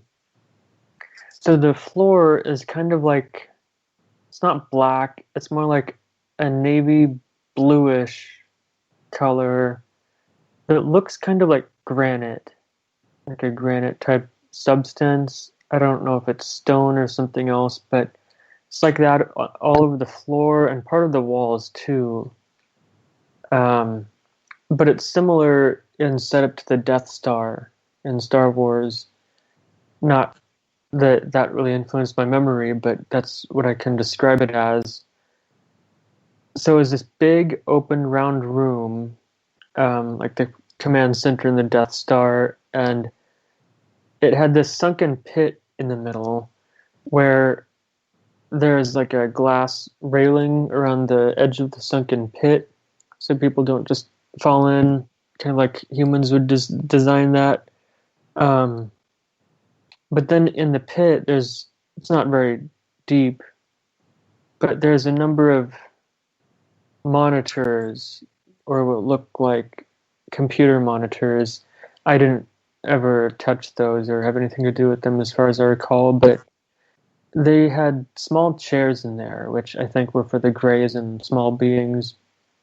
But then this room was it was wide open, large, round, and what I remember, which is quite beautiful, is the windows are just clear, transparent, of course, round, slightly curved windows, and I could see just black open space with stars, and I could see also the Earth, little blue planet way off in the distance from where I was, and then the moon off to the right side of it from where I was looking at it. But I could see part of the dark side of the Earth and part of the light and dark side of the moon. So if I'm thinking about it correctly, and the sun would be to the left from this image, that would correspond with approximately where the moon would have been on this night of my first contact at Mount Adams. There are things I learned from that first contact. There's a Merkaba-shaped diagram that I've drawn. I believe Nikki has seen it, and some others. Anyway, that was in my mind and sort of like a download that I sketched after the experience, after I came back home, and it's just in my mind. I don't know where it came from, but that was a symbol that they gave to me. After that, I also interfaced with one of the larger female mantis being, who, it's quite intense interfacing with them from a basic human level. Like, it's kind of draining, and you can do it for a little bit, but it's kind of hard to get back into unless they want to do it with you. They have a lot. They're from a higher dimension, certainly. I'll talk about the second night a little bit too of my contact at Mount Adams, and some other things relating to this. So the Sasquatch was my guardian the first night, and I think it was there the second night too. But what I remember the second night when I was at Tuckluck Lake, I came out of my tent. I think I either phased through it or astrally got out of it. Anyway, what I remember is not going out the side of my tent, but going straight up. So either I was being pulled up, and I remember the tree branches above me too, which I had to go through them somewhat. Something was pulling me up and phasing me through them, or I was in my energy body. But the second night, they didn't take me off planet. The second night, they took me to Mount Adams, which was 14 miles away, but this Black Triangle transport ship took me back to Mount Adams. And I've heard that these Black Triangle ships, and some alien technologies too, have the ability to resize matter, sort of like beyond the laws of physics as we know them, but basically it's this big ship, but then it can become as small as like a baseball or a pea if they want it. And so we went down under Mount Adams. I don't remember exactly what part of Mount Adams we entered into, but there was an opening that they went into. And I remember that there were cracks and crevices that they had to go through. They must have shrunken the ship a lot to get through them, but remember the cavity, like a cavern under the ground where they have this base set up. Not much is there except for a glowing white pyramid, which I think is around 15 to 20 feet tall at its apex, as I recall it, but it's intensely bright, kind of like staring at one of those happy lights, maybe even a little brighter. It's kind of bright, almost hurts your head, but it's glowing. I don't know what it's made of, probably some sort of crystalline substance, but these pyramids are stationed all over the earth, underground as far as I understand. I think I have some of the coordinates too for some of them, but I went in this pyramid with the Gray Elder, who I sense is around 2,000 years old in his gray body, but a very ancient spirit. He took me into this pyramid to show me a hologram of the Earth itself. They're monitoring the planet. They're monitoring the planet's geomagnetic activity, seismic activity. They're monitoring how the planet is changing with its human residents. They are deeply concerned for us and our future. They are here possibly from other points in time too, to help humanity ascend. They have a very specific agenda, a 3-phase agenda that they told me about that is inevitable. Because of the changes this planet is going through and will be going through, things will get difficult for us, but their agenda is, I think the first step is propagation, which is their word and not mine. I didn't start using that word until after they told me about it, but basically propagation, which is physical, but also just spreading the knowledge of them.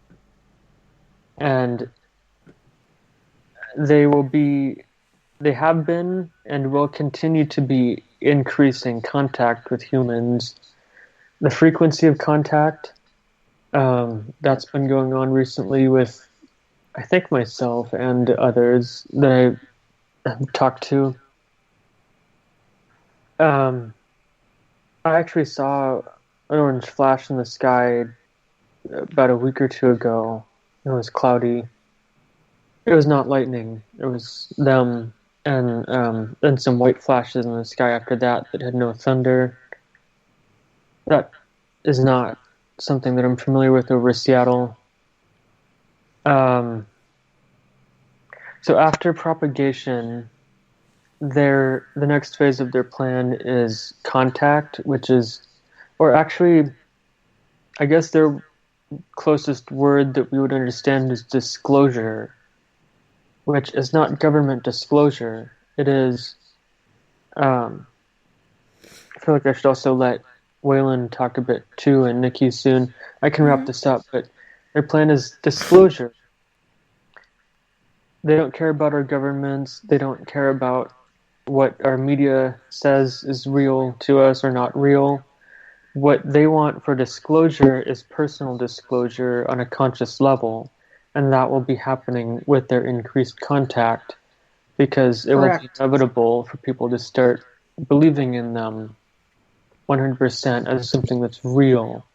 People on this earth. So they are. I've noticed that when you guys go out for these encounters or looking for UFOs and encountering Bigfoot at the same time, do you think they are connected? Some people said that they've seen Bigfoot getting off of spaceships or going onto spaceships. Do you think that they are in cahoots, or do you think that they are basically being subjected to testing like us? That's a good question. I'm not entirely certain about that. I've heard of that from my experience with my encounters at Mount Adams. I would say yes, there's some connection, but I don't know what it is, at least around Mount Adams. This may be going on other places where Sasquatch gets on and off of ships, alien ships. I think there is a connection between Sasquatch on this earth and beings in other realms. The aliens I have dealt with are from other dimensions too, and operating in other dimensions. So it's entirely possible they're connected that way, but also genetically and physically working together to some degree. But in my experience at Mount Adams, there wasn't Sasquatch going up with me as far as I recall. It was Sasquatch protecting the space where I am. And I think watching my physical body too during these encounters to make sure that everything goes well. But yeah, I think there is a connection that I've heard from other people. I just don't know enough about it to speak in detail myself. Well, yeah, and like you said, you're still learning and you're getting hypnosis and such, which scares the crap out of me. Like, I've been offered to have it for free, and I'm just, like, not comfortable with somebody walking through my mind. They might knock something off the side table or something, I don't know. But yeah, it's very interesting what you're saying, and a lot of people in the chat room are talking about how you paint a picture to where they can actually see what you're seeing, basically. But yeah, it's very interesting. And it seems like recently they're telling everybody, stay inside, blah, blah, blah. People are seeing fleets and fleets of UFOs and different things like that. So it's pretty interesting to think about, okay, so we have this disease going on, and then we have fleets of alien ships coming in. Is this something coordinated hand in hand, or is this something just, you know, sometimes things happen at the same time? It's pretty intriguing and kind of mind-blowing and very scary. We're stocking up on the guns and ammo, but I don't think that'll really have anything against lasers and whatnot. But, I mean, I don't think they come for war. I think there's different species and there's different reasons for them to be here. praying mantis. I've never met a praying mantis alien, but the very first praying mantis that I did meet, I had such a good connection, and it did feel like a really good creature, even though so many people are afraid of them. I think they are of good intent, and like you were saying, I'm thinking praying mantis aliens are probably the same as praying mantis. And then you tell the story, and I'm like, that's awesome. Because I have not had that encounter. I've seen craft, but I have not met aliens. My kids have, but I haven't. Yeah. One thing about praying mantis insects on this earth is that what I've been told is they're actually a creation of the mantis beings. They're like a miniaturization of them, so that like a gift to our planet. And the first time I saw a praying mantis myself and held it in my hand was after these encounters at Mount Adams. So I think that was a message or a way of them sending a mantis to me, to give me a message. And I've heard of that happening with other praying mantis contactees, is praying mantises coming to find them or encountering them in very unexpected ways too. It's pretty interesting and mind-blowing, and I love all the art, even from history, that shows, somebody going for a portrait and there's something in the background, a war in the sky, which was unheard of back then. But, I don't know. Everything kind of goes hand in hand. It's all in layers, and, I don't know. Where do you start? So, we're going to get back over to Bigfoot, and I know all of us have had experiences. I'm super stoked to get into what Wayland has to tell us with his experiences or his friends' experiences more in detail than he was saying earlier. But for right now, we are going to go to our second musical break. And on this break, we have Britt Casey with Main Thing. And Britt Casey is from Boston, Massachusetts. Then we have Miss Pretty Mystique featuring Beauty and the Beast with Rampage. Mocha Tea with My Life. And then we also have Mystique featuring Beauty and the Beast with Time for School. You guys, crack out your notebooks, get ready to learn. Here we go. Don't go anywhere. We'll be right back right after this message. I like it when you pop it, drop it, swing. Nah, don't stop it, doing that thing. Go, go, girl, keep doing that thing. I just wanna make you my main thing. Keep going, baby, now don't you stop that. Vanilla chocolate flavored, you're the only one that I'm searching for. You the one for me and I can't complain. You sunshine anytime it rain. Not around then I might go insane. I just wanna make you my main thing. I like it when you pop that, drop that. Keep going, baby, now don't you stop that. Honey, you so sweet, I can't ignore. Thinking about you both more and more. Making it pop and drop and swing. I could be the canyon, you my queen. Yeah, it look good, but you I'm saying. I just wanna make you my main thing. I like it when you pop that, drop that. Keep going, baby, now don't you stop that. Who's them dudes in the back with the black on? True deep, don't sleep or slack on. Come to the money, honey, I'ma get a stack on. Excuse me, ma, can I get my Mac on? To the left, throw it to the right. Do it like you wanna do it to me all night. From the block, kid know how to act hard. Like brick house, women with a fat backyard. In the club with me and my man's illin' that. In the back door with me and my man chillin' that. I'm on the floor, I'm like, damn, she killin' that. It's going down, no cop around, feelin' that. I'm fly, I'm a guy that'll get him. Player like me, need two of you with him. Call you a lollipop and I wanna lick you. Number one, my top choice of pick. Yo, give it to me, ma. Go, go, girl.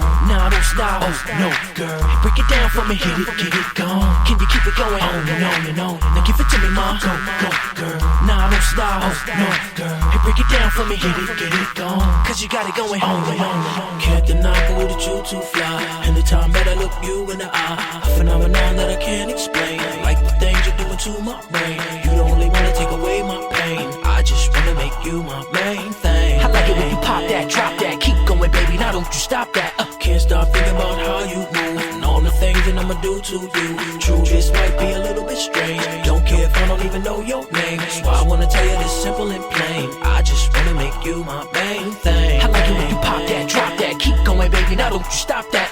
Who's them chicks all thick with the pumps on? Lumps in the front, back with the bumps on. Not a cat hoping that he get his humps on. I'm way beyond with them other chumps on. Sweet enough to eat and he might bite you. Wanna make love to you, I don't wanna fight you. Nah, body like you, not a one like you. When you come around, no telling what he might do. Right now in the club, who the dawn? Don't a man that got it going on later on. I can tell by the dancing, you digging this song. You can tell I've been digging you all night long. And I love to be digging in you all night long. Party right here, hottie all night long. Let's flex it to the coat check, exit to the Lexus, Nexus, triple exit. Come on, give it to me, ma. Go, go, girl. Nah, don't stop. Oh, no, girl. Break it down for me, hit it, get it gone. Can you keep it going? On and on and on. Now give it to me, ma. Go, go, girl. Nah, don't stop. Oh, no, girl. Hey, break it down for me, hit it, get it gone. Cause you got it going on and on and on. I like it when you pop it, drop it, swing. Nah, don't stop it, doing that thing. Go, go, girl, keep doing that thing. I just wanna make you my main thing. You pop it, drop it, swing. Nah, don't stop it, doing that thing. Go, go, girl, keep doing that thing. I just wanna make you my main thing. Vanilla chocolate flavored, you're the only one that I'm searching for. You the one for me and I can't complain. You sunshine anytime it rain. Not around then I might go insane. I just wanna make you my main thing. I like it when you pop that, drop that, keep going, baby. Now don't you stop that. Honey, you so sweet, I can't ignore. Thinking about you both more and more. Making it pop and drop and swing. I could be the king and you my queen. Yeah, they look good, but you I'm saying. I just wanna make you my main thing. I like it when you pop that, drop that, keep going, baby. Now don't you stop that. Cannot believe that you too fly. Anytime that I look you in the eye, a phenomenon that I can't explain. Like the things you're doing to my brain. You the only one to take away my pain. I just wanna make you my main thing. I like it when you pop that, drop that, keep going, baby. Now don't you stop that. Can't stop thinking about how you move and all the things that I'ma do to you. True, this might be a little bit strange. Don't care if I don't even know your name. That's why I wanna tell you this simple and plain. I just wanna make you my main thing. I like it when you pop that, drop that, keep going, baby. Now don't you stop that.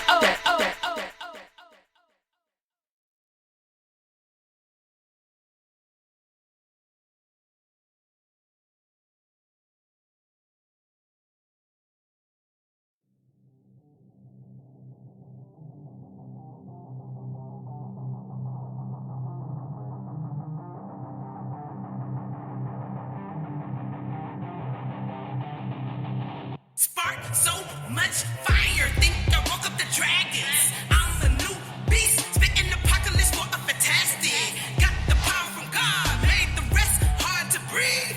I'm on the surface, flow so powerful, industry don't fit me. Spark so much fire, think I woke up the dragons. I'm a new beast, spitting apocalypse for a fantastic. Got the power from God, made the rest hard to breathe. I'm on the surface, flow so powerful, industry don't fit me. You people fire well, I'm the kind that made you inspire. Smoke detector can't take the battery, is what I require. I am led to put me out, you need a metal lid. Stop, drop, then roll to your nearest exit. Not the one to play, will make you go back and edit. Make you jump, double dutch, till your leg legs. Head knobbing with the flow, man, I need a helmet. I just screwed up these verses and got them pregnant. One of a kind, and chick could step to my comparison. F the world up with this, man, I should just marry it. My words are weapons, big as tools that can't fit in your kid. They sell it fake, hoping I'd rather kill your hope like ISIS. Still killing it, infinite, check the status, I'm getting the win. Froze the flows with multiple codes, my symbols grows, I'm cold as snow. I know the principles, and we feasting the beast with the dragon relief when it happens and show that I don't play though. Step into us will be so fatal. Spark so much fire, think I woke up the dragons. I'm a new beast, spitting apocalypse for a fantastic. Got the power from God, made the rest hard to breathe. I'm on the surface, flow so powerful, industry don't fit me. Spark so much fire, think I woke up the dragons. I'm a new beast, spitting apocalypse for a fantastic. Got the power from God, made the rest hard to breathe. I'm on the surface, flow so powerful, industry don't fit me. Hey,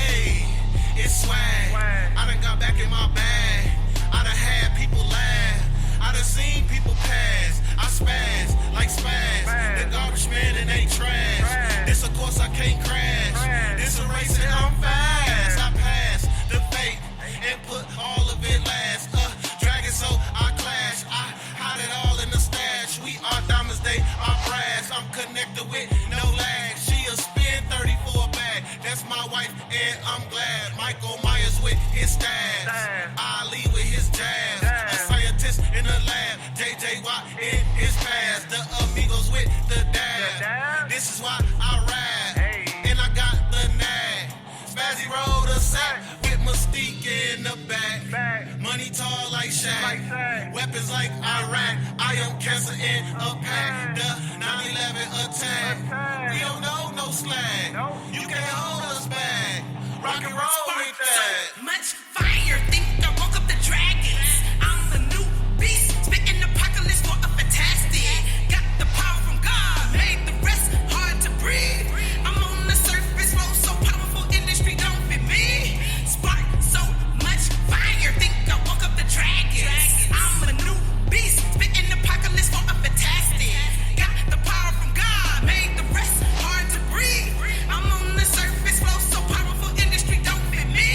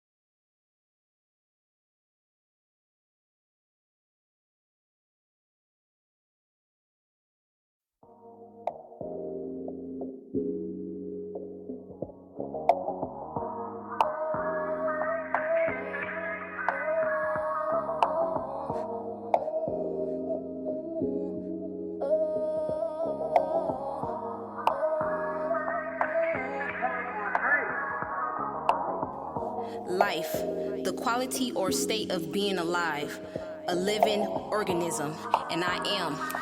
Mocha tea, let's get it. My life, the sugar, honey, iced tea. They wonder why I smile so gracefully, and wonder why I like blue cheese. When I'm lactose, 10 toes, 10 fingers, nigga, 10 hoes. Flow dope, whip it, microwave and stove was broke. Broke days, broke weeks, even broke months. A rich don't have them going crazy. Lettuce and mac and cheese got them going crazy. Irregular, abnormal, and unusual. So unusual, I got shot for being beautiful. You can tell me love, you so gorgeous, but yet got a gun pointing to my forehead. Yo, head break bread, yeah, we gon' feast. Remember the cold nights we had nothing to eat. Southern Belle raising hell area near you. I'm hungry and leaving no proof. My life, my life, my life.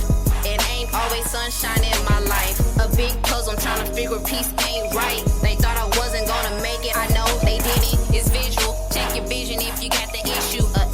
A news feed if you got the memo. Breaking news, a new wave coming. Fuck a wave, hurricane, so mocha-licious. I really do this, it's in my blood. Pass it to my kids when I have some. And that's hip-hop.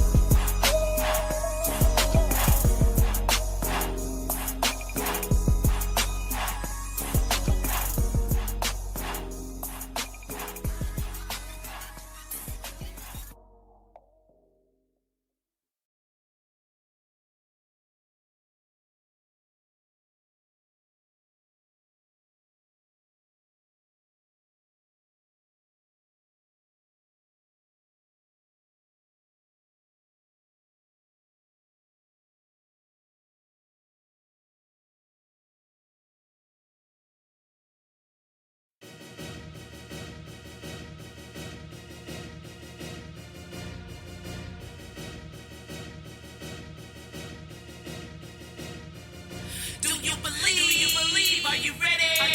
It's time for school. Roll out your red carpet. You gotta love to learn and have fun. It's time for school. Do you believe? Are you ready? Get ready. It's time for school. Roll out your red carpet. You got to love to learn and have fun. It's time for school. The funniest memory that I could recall is getting up to sharpen my pencil as a kid.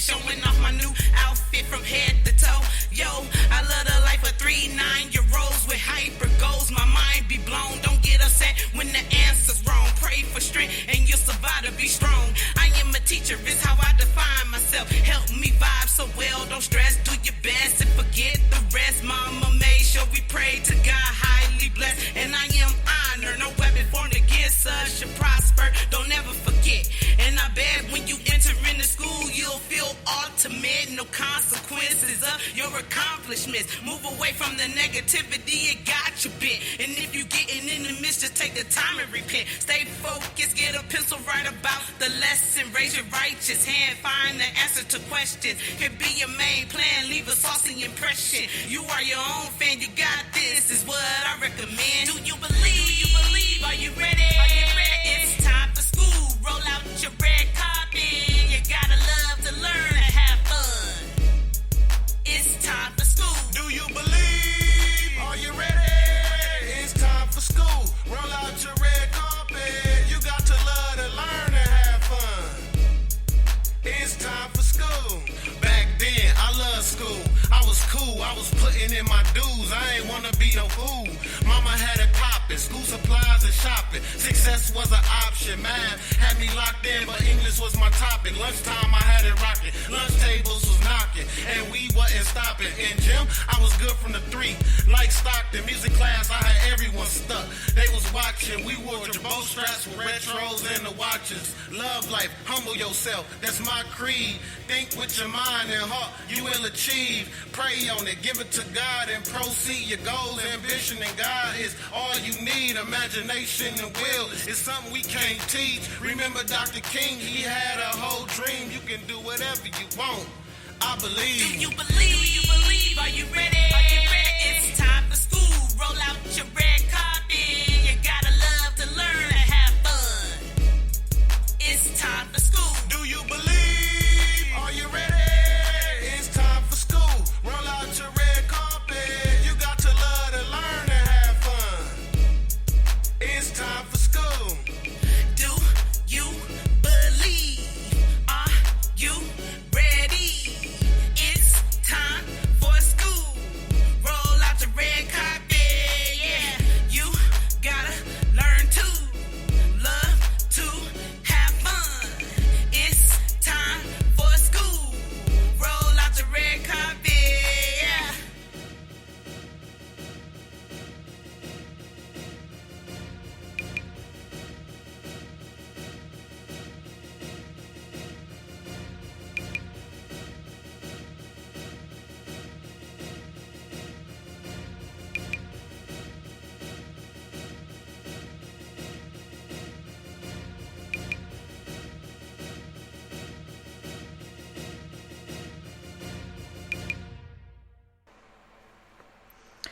Welcome back, and thanks so much for joining us tonight on We Are Paradox Media's Late Night in the Rockies. Tonight we have Miss Nikki Jacobs, Mr. Wayland Colburn, and Mr. Troy Bacon. Welcome, guys, and thanks so much for hanging out with us and telling us about your experiences. Thanks, Tessa. Yeah, good to be here. Thank you for having me. I'd like to give Waylon and Nikki more of the floor for the next hour. Yeah, for sure. I was going to say, Wayland, you were telling us earlier when we did your intro about your friend and his experience with Bigfoot and such. Can you fill us in a little bit more about the details? Oh, yeah, I can sum it up pretty quick where Nikki can tell her amazing story because it is amazing. I heard it last night. There'll be a lot of people's ears perk up when they hear this, but they should perk up. But anyway, it's just there's so many people out there with podcasts on YouTube. You can go to, like I told y'all in the past, howtohunt.com. Howtohunt.com is Steve Isdahl. He's from British Columbia, and he has really blown the lid off the Bigfoot world of trying to get people to come. You know, all the emails he has been sent. It's unreal, thousands upon thousands. He reads a different one every day, and he is a guide. He's a hunter. He's he's a well-known man in British Columbia. And then you have just right across, like I said, I'm just about 30-minute drive from Mississippi. several people over here do podcasts. M.K. Davis, you can Google his stuff, or he's on YouTube, but it's not M.K. Davis. But when you type him in, you'll see what to subscribe to and listen to his stuff. And Scott Carpenter up in East Tennessee, you can type in his name, and you can. I mean, it's unreal. He started all the help with the DNA, and the lady that done it, the DNA and all of that stuff. But it's just got, what interested me is they started talking about the Bluff Creek incident, which was in 1967. And when they filmed it and all that stuff, and the shadows and stuff, you can Google that and look. It had to be a lie, because the shadows are different in the times of the year it is. They said it was over into October. It couldn't have been. It had to be in the summertime because of the shadows. And there was, the whole thing hadn't gotten out, and M.K. Davis actually brought it out, and Steve did, from people sending them him the emails of people that are actually still alive. Well, not many from that era that, Bob and Roger Patterson just accidentally rode up on their horses and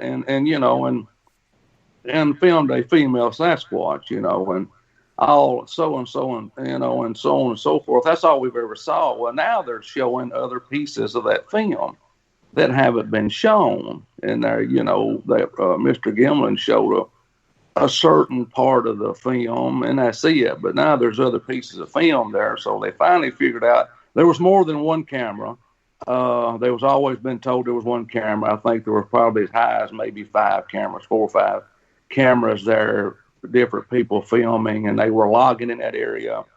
And the loggers had run into this so-called clan of Sasquatch, and it scared them to death, and they just didn't want to deal with it. So from what I can understand, what my friend told me, and Foley, and what Steve Isdall has come out and told, and Mr. Carpenter, that they were a specialty team, probably all military out of probably British Columbia area, or over throughout Canada there. And they came in to get rid of the Sasquatch, where they could build their roads and do what they wanted to do there at Bluff Creek. And the actual film of the female Sasquatch that was walking off, they caught, she was actually digging around in the sand where there was this man, I think he was from up in Canada. He had trained a certain kind of dog. People will say, you hear the stories where your dogs won't, they crouch down and won't jump back in the truck, or, won't do anything when a Sasquatch is around. A dog just goes completely, blank. It just won't do anything because the Sasquatch is so dominant. But they had bred some type of dog. From what pictures I have seen, it looked a lot like a shepherd to me, a solid white German shepherd, because I raised them in the past. And these dogs would hunt the Sasquatch. They wouldn't back off from them. Austrian shepherd? Could be, yeah. It looked a lot like it. I knew it was a shepherd when I saw it, because, like I said, I've raised them in the past. So there you go, an Austrian shepherd. And they had just, been hunting the Bigfoot there, and and there were so many different people there, and it's never been told, that, and they had one of the best taxidermists come out of Canada. I think he also came out of Canada, may have lived in California at some time there. That make you go to thinking, what do they want with a taxidermist down there? A taxidermist know how to skin an animal, know how to prepare the skins, and how to roll them up and all that stuff. Even just like a deer, I mean, it's the same thing. It's a process you do. You can Google it and look at it. I don't have to tell you. It's very simple. You just Google it up, and it'll show you on Google how to do it. But they had captured, from what I was told, a small Bigfoot and tied it out on the sandbar. And people say they can't be captured. Well, this is the story. It was tied out on a sandbar, and those guys were bringing the clan of Bigfoot were coming in. You can look at MK's videos where he breaks it down step by step, and it'll show you there was another male Sasquatch over here. There was a baby up above her in the tree where she was walking off. And when they came in, of course, they unloaded on them and they shot them and killed them there at Bluff Creek. And they had backhoes there. They dug a hole and buried them in it. Of course, they took the hides. They said they cut their feet off, their hands, their heads. So, I don't even know where these trophies are at. They say there's some people still have them. I know that M.K. Davis not long ago interviewed a guy, old gentleman in California that has one of the original 30-06 that actually killed some of the Bigfoots there. So, and that started making me go, wow, that really all this stuff happened and that and ding, and I can cut it off real quick. I said, I'll contact my buddy that I know that lived 40 minutes from me at one time. Now he's about over 3 hours now. And I asked him, I said, he knew Mr. Gimlin, Bob Gimlin, real well. And sit down and talk with him in his home, I think, and in other places. And, I asked him, I said, is that a lie? I just plainly asked him, I said, is this a lie? And I have the messages still on my phone on Messenger. He said, what is the, percentage or situation? Well, the percentages is the best way to put it. That Roger and Bob would just be riding along and ride up on a female Sasquatch walking along in the broad open like that. They don't do that. That. Then that told me then he knew the story that what happened at Bluff Creek. He told me in a nice way without mentioning Mr. Gimlin's name that they had help. There were the other people there at the Bluff Creek site. And then, I said, why would he be lying about it, Mr. Gimlin? Of course, Roger Patterson died in 1972. And this is just information I know from those guys that Mr. Gimlin and Mr. Patterson just had a brief relationship there in 1972. Roger passed away. And, my buddy said, well, some people don't want to think other people are bad. It's in the message there. People. Exactly. And that's what he once again was talking about. Mr. Gimlin, he didn't have to mention his name because I knew what he was talking about. And, that just told me then, not having any interaction with them, not being out in the field, not doing any of that stuff, they were real. Where they interact, and what they do, and if they come with the spaceships and all of that stuff, you can listen to Mr. Scott Carpenter. He can tell you about that. He has those experiences. It's amazing to listen to all his stuff with the lights and the maybe the UFO connection, the flares and stuff, and where they've actually came to his house. And he just put a video out today. He's going back through all his archives. He's got thousands of hours of footage on cams where he's breaking down, looking at where he missed stuff. And this was one of those type things today where him and his wife, I think, were camping. And then all of a sudden he goes back there and takes a picture. Well, there stands about an 8-foot tall Bigfoot back there. And he can bring his, his fur and his skin blended in so well with the environment. When he took the picture, all that showed up was the face of the Bigfoot, all you could see. But you can look at it there and see it looked completely plumb evil to me. It didn't look like it had anything human, human to me in it. I don't know. Well, and I think it's hard to see because of the way their eyes are. They do have a big pupil and iris and such. Yeah. Bigger than a human does. Somewhat dog-like, So it's hard to see the white of the eye, and it looks very menacing and very scary to us because we're not used to that when we make eye contact. And when you make that eye contact with something like that, it really blows your mind and scares the bejesus out of you. It's like insanity. Yeah, it's just like Mr. Carpenter said today, here's one of these things again. That clan knows him, and they know where he camps out at. And once again, they don't bother him, but he captures a picture of him again. And I think I sent Nikki a video, from YouTube where a man in Colorado was being traumatized by these things. Did I not send that to you, Nikki, that video? Is that where he was working on his house? Yes, I believe you did.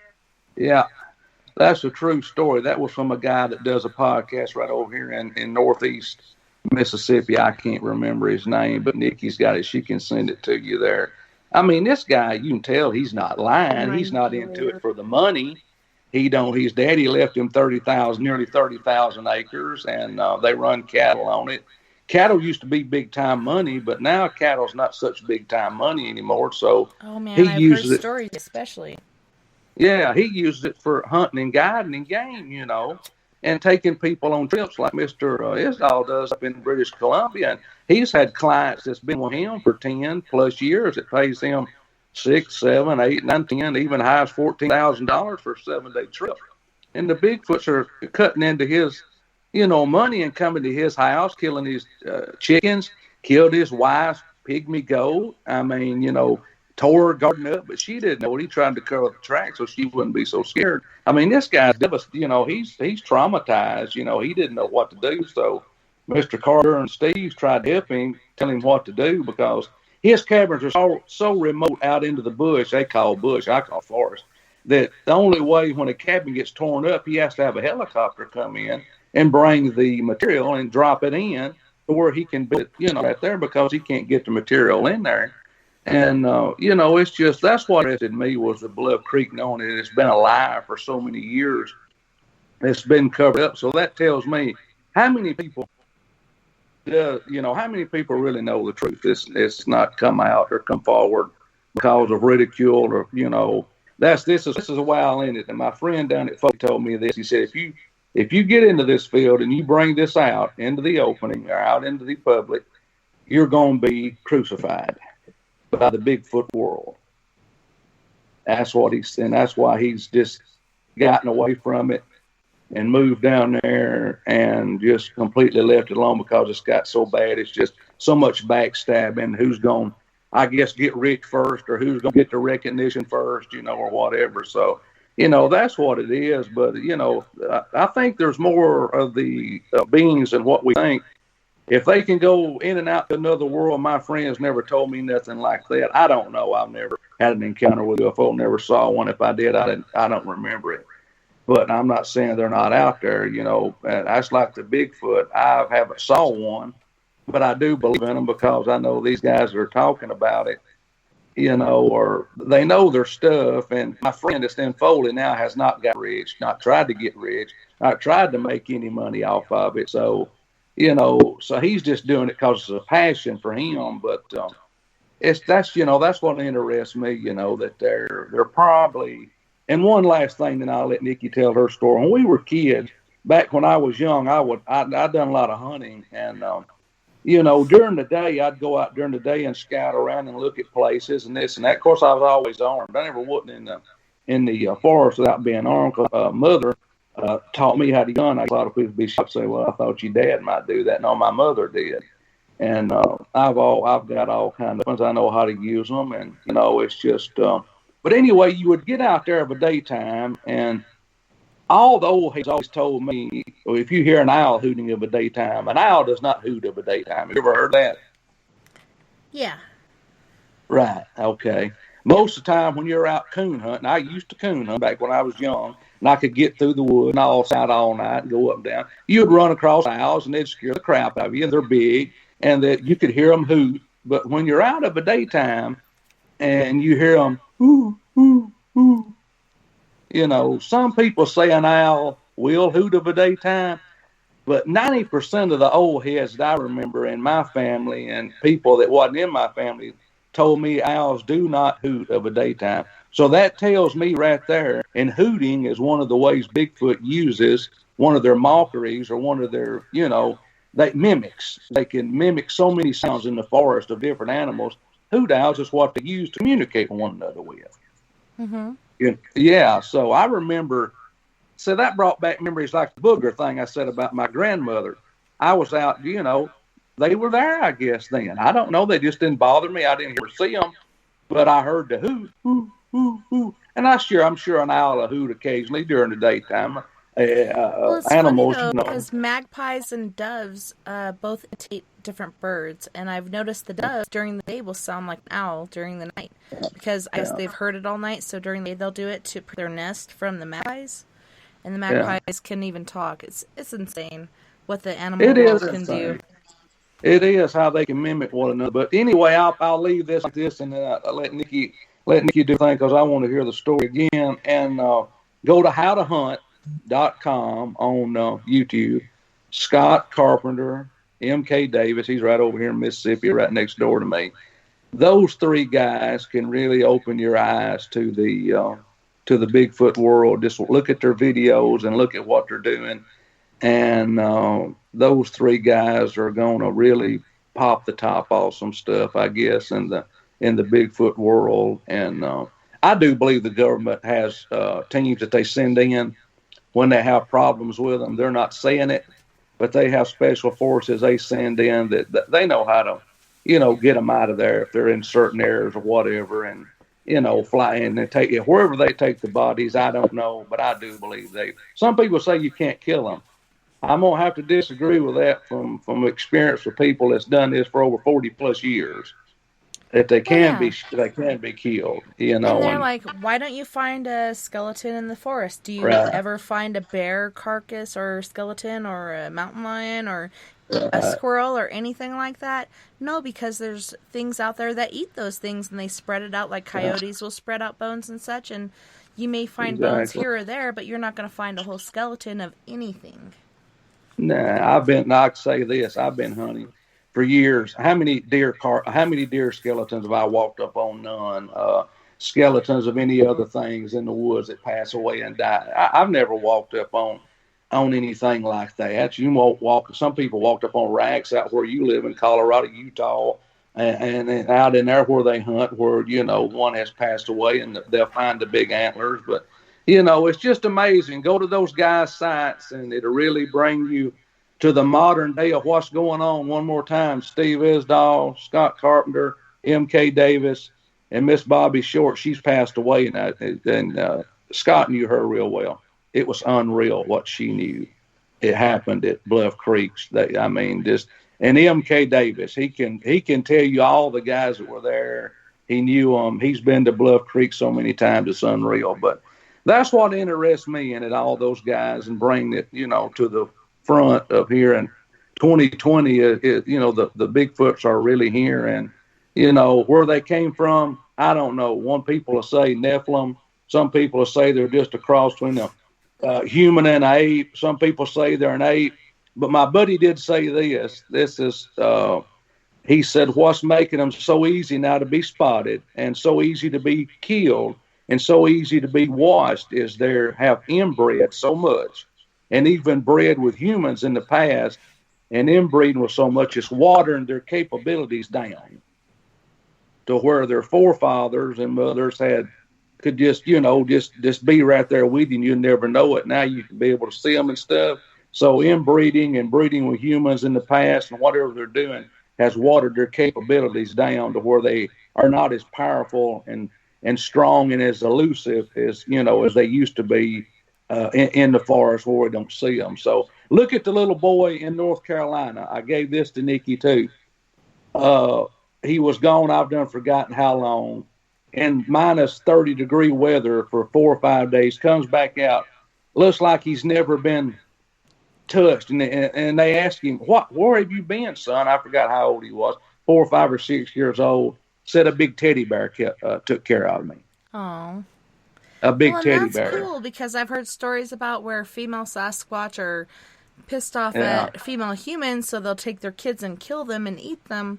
But I often look at gorillas and such that, kids fall into the pen and they try to take care of them, even though it looks kind of violent and crazy. They're trying to keep them away from the humans and protect them, so on and so forth. But I don't know, Homo erectus, there's so many different Homo sapiens that we derive from, so many different mixtures. We survived, we made it through the Ice Age. What's to say they didn't?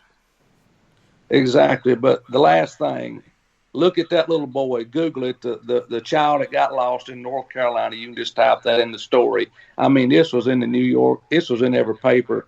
At that age, he would have been dead. And in that fall in the where he was at and in the temperature. There's no way a child of that age could have survived. And he says a big teddy bear took care of me. Come on, a bear's not going to take care of you. He's going to eat you. It was a big stanky teddy bear. Yeah, big. Yeah, I mean, so he comes back out pristine like he did when they lost him.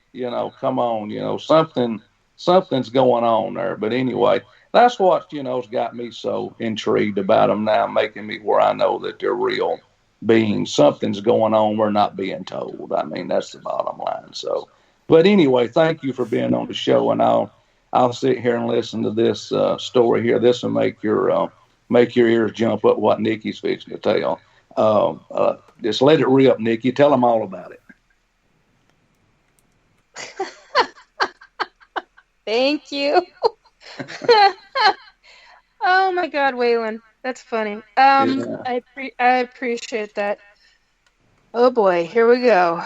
All right. So this past week, crossed over on Sunday. I crossed over Earthbound Spirit, and on that made me high and giddy, as you well know, because I came into the after party and people were like, "What the hell is going on? Are you drunk?" I finally got some rest for that, and in the process of my downtime, my sleep time, I was abducted again. And this time I was allowed to remember it. And I was in a dream state. They altered my perception on a number of factors. And I remember walking down metal corridors. There were numerous different rooms. One that keeps calling up is a birthing room. And I don't want to remember it. And I realized last night when I was on air with a friend of ours, mutual friend of ours, that the reason why I didn't want to remember it, and I couldn't figure out why I didn't want to remember it until I was talking with him. And I realized, oh my God, there's a smell factor. And basically, as long as I don't think, I can talk about this. If I start thinking, I'm screwed, because then I'm going to get all emotional, and we don't need me crying and weeping and all that crap. So, and I'm not trying to make light of this because it is an extremely serious subject matter. But I think it's like a defense mechanism to laugh. Like I've done that. Yeah. You laugh when you're not supposed to, and people take it wrong. Yeah, yes, exactly. And so, like I said, I'm not trying to make light of it because it is serious conversation or serious subject too. So I'm on a alien spaceship. I don't know what else the hell to call it. What do you call it? It's an ET ship. I do not honestly remember. I don't have the memory right now. Although I'm sure if I relax enough and being a psychic, I can key into it. I don't know if I want to right now, to be quite blunt. But the point is, I have memories of walking down halls. I have, there's a really long corridor, excuse me, that I remember. A lot of other rooms. Basically, I was on a level of the ship that was, the entire floor was all about children. So you had the birthing rooms, you had the teaching rooms, you had the baby rooms, you had, God, so much. And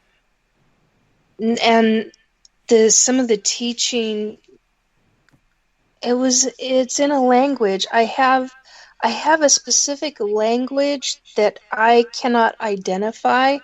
I already know it's not of this planet, but I know I recognize it. That makes me question.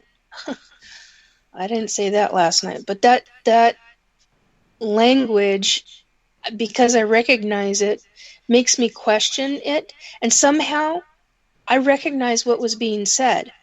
I want to remember what the hell was said. That is something that makes me very curious. Somebody's pouring water over here. So there are things that are frustrating to me about it, because there are things that I really do want to remember, and there are many things that I don't remember. There are quite a few things that I do. One of them is being taken into apparently what was a room, but the way I perceived it, or was shown to perceive it, at least that's what I realized between last night's airing and I had to come down from that show, and I had a hell of a time coming down from it. And I realized some things about what had taken place, and one was that they had manipulated some of my memories so that I wouldn't remember exactly real specifics about this room. One of them happened during an incident, and that something that happened was not the incident itself, but that one moment that happened was the metal walls changed from walls to oh crap on a cracker. What the heck do we call it? I just said it last night. Iron girders. That's the word. Girders. Yeah, that's what you said. Girders. Yeah. They looked like iron girders, but they weren't iron. I don't know what kind of metal they were, but they were not iron. And so these walls turned into metal, some form of metal girders. Okay, and then they disappeared and then came back out. Now, here's the incident. Here's the story. So I walk into this room. To me, it appeared as a halfway house.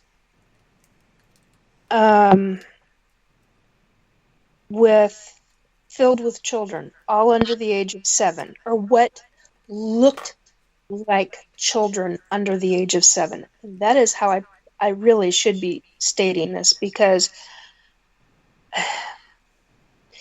what I'm realizing is what I saw was not, I can't say it wasn't really what I saw,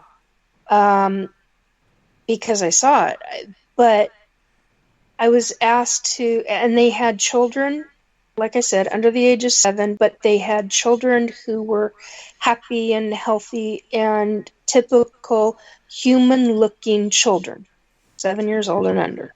Okay. So, go from that into seeing children who were disabled. They were walking with the aid of some kind of device I had never seen before. But they had a, lack of better words, caregiver standing next to them, helping them if they needed help with walking. Why? See, stuff like that is what makes me question a number of factors in this. It also makes me ask, what the bloody bleep were they doing to where these children were disabled? Because if they've got the technology to create these children, then what the hell did they do wrong genetically to them to where these children... sorry, pet peeve. It's something that it kind of hit me last night, and I'm like, you know what? You're working with kids. You're dealing with kids. They're actually making children. They're changing DNA structure. Sorry, I'm going ahead of myself. And I'm getting pissed off. That's not a good sign. See? Deals with children. And somebody screws with kids. I will become a powerhouse. And it's like you don't screw with me when it deals with children and their safety and their health and their welfare and all of that. But I do have to say, the ones that were physically disabled were being very well cared for and appeared to be very well loved. They looked happy and healthy. But I start questioning the... if you have that kind of technology to where you're literally screwing with the DNA and the genome sequencing and all this scientific stuff, and you're actually making children scientifically, what did you do wrong to create a child?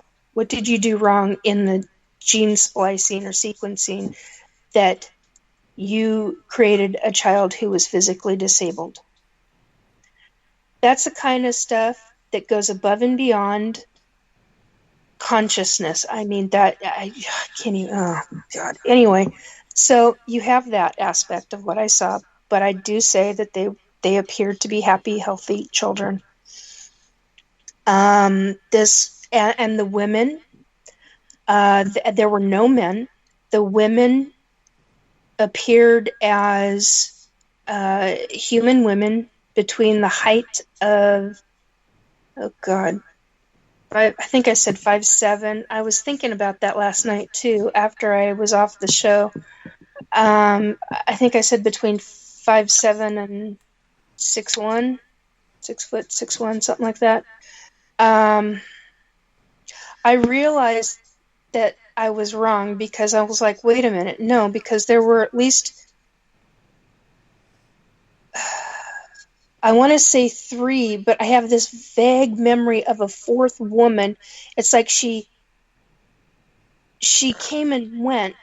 It was, and I have a photographic memory of this. I have an eidetic memory of this, so I know I saw this 4th woman, but it was weird because she was there 1 minute in my peripheral and she was gone. And there was a wall there.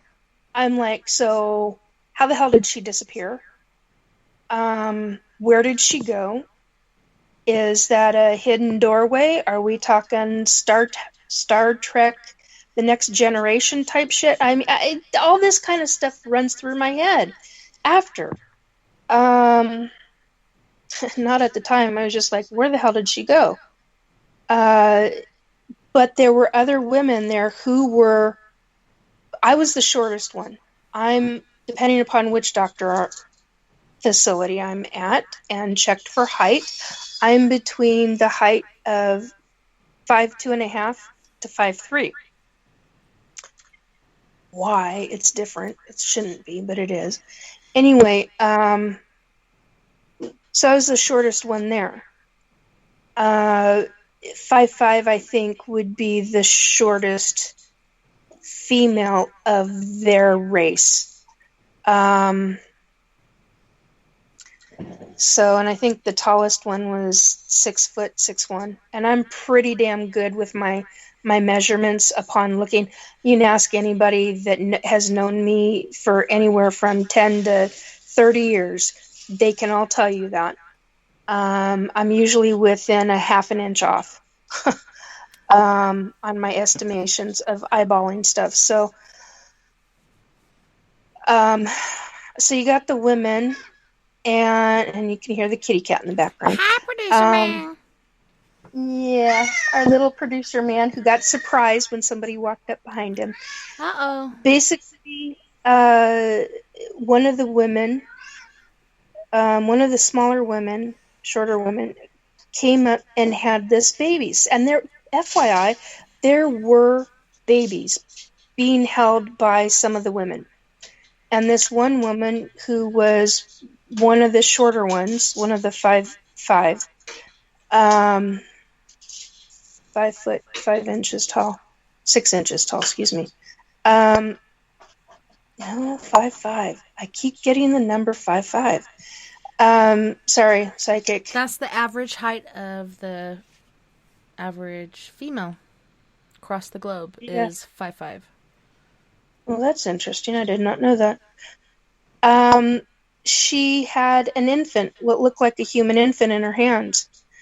And he appeared to be 4 months old. I have since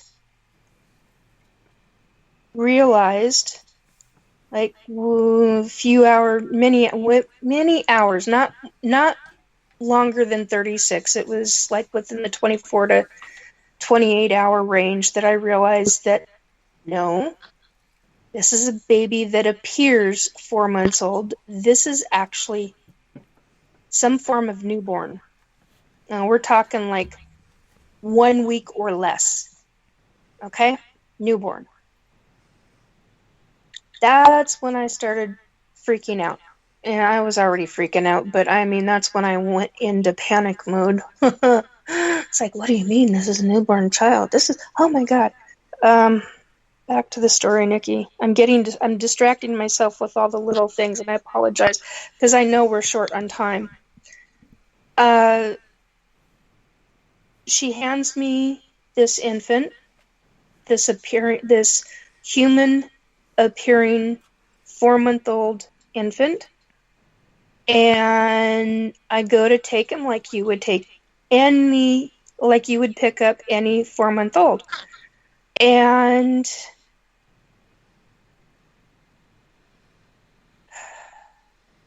the second he touched me,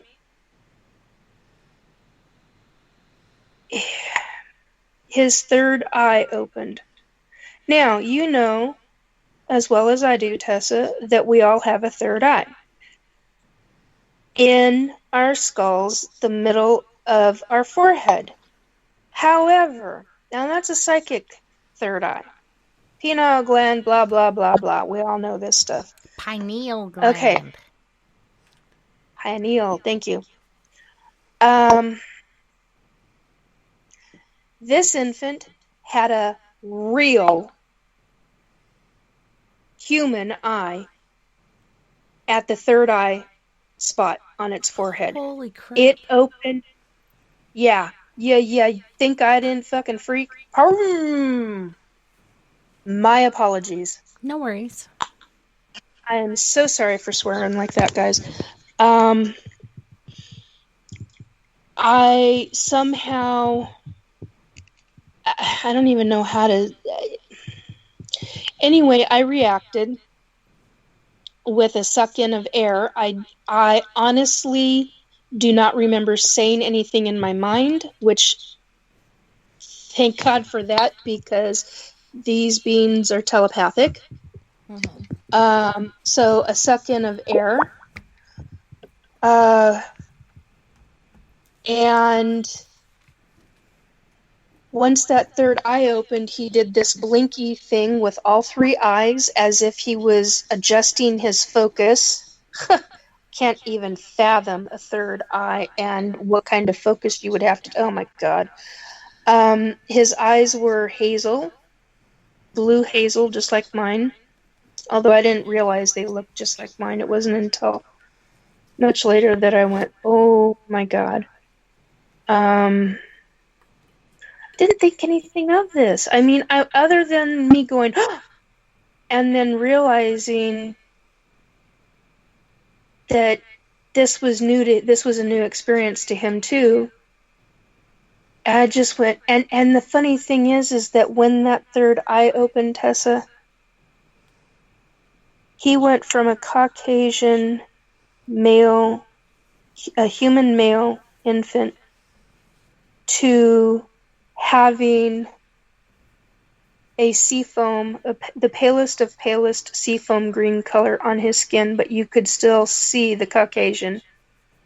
I've never seen... how do you describe that? I mean, he wasn't translucent. The color of the seafoam green was translucent, but his Caucasian color was not translucent. Does that make sense? Mm-hmm. Okay, so he jumped out of my arms. I'm flipping the bleep out. And he started jumping around literally like a monkey. He went from having human hands and feet, wrists and ankles, all human. The second he leaped from my arms, he grabbed onto a wall, and I went, how is he holding onto that wall? And then the second he jumped from that wall onto what was, I thought, another wall, that wall instantly transformed into these metal, I want to say silver gray, but it's not, and I can't classify it as battleship gray. It's kind of like this blue silver gray, but very shiny. It's like pearlescence, like, you know, when Yes. you're saying this, I think of the way I want to paint my car. It's got that pearlescence. It's white, but it's got that undertone. Yes, and so this wall changed into this girder, and that was what he was grabbing onto. And the second he released of that wall, that girder turned back into a wall. And so the next wall he grabbed, actually he went for the ceiling at that third time, and then he went to a wall.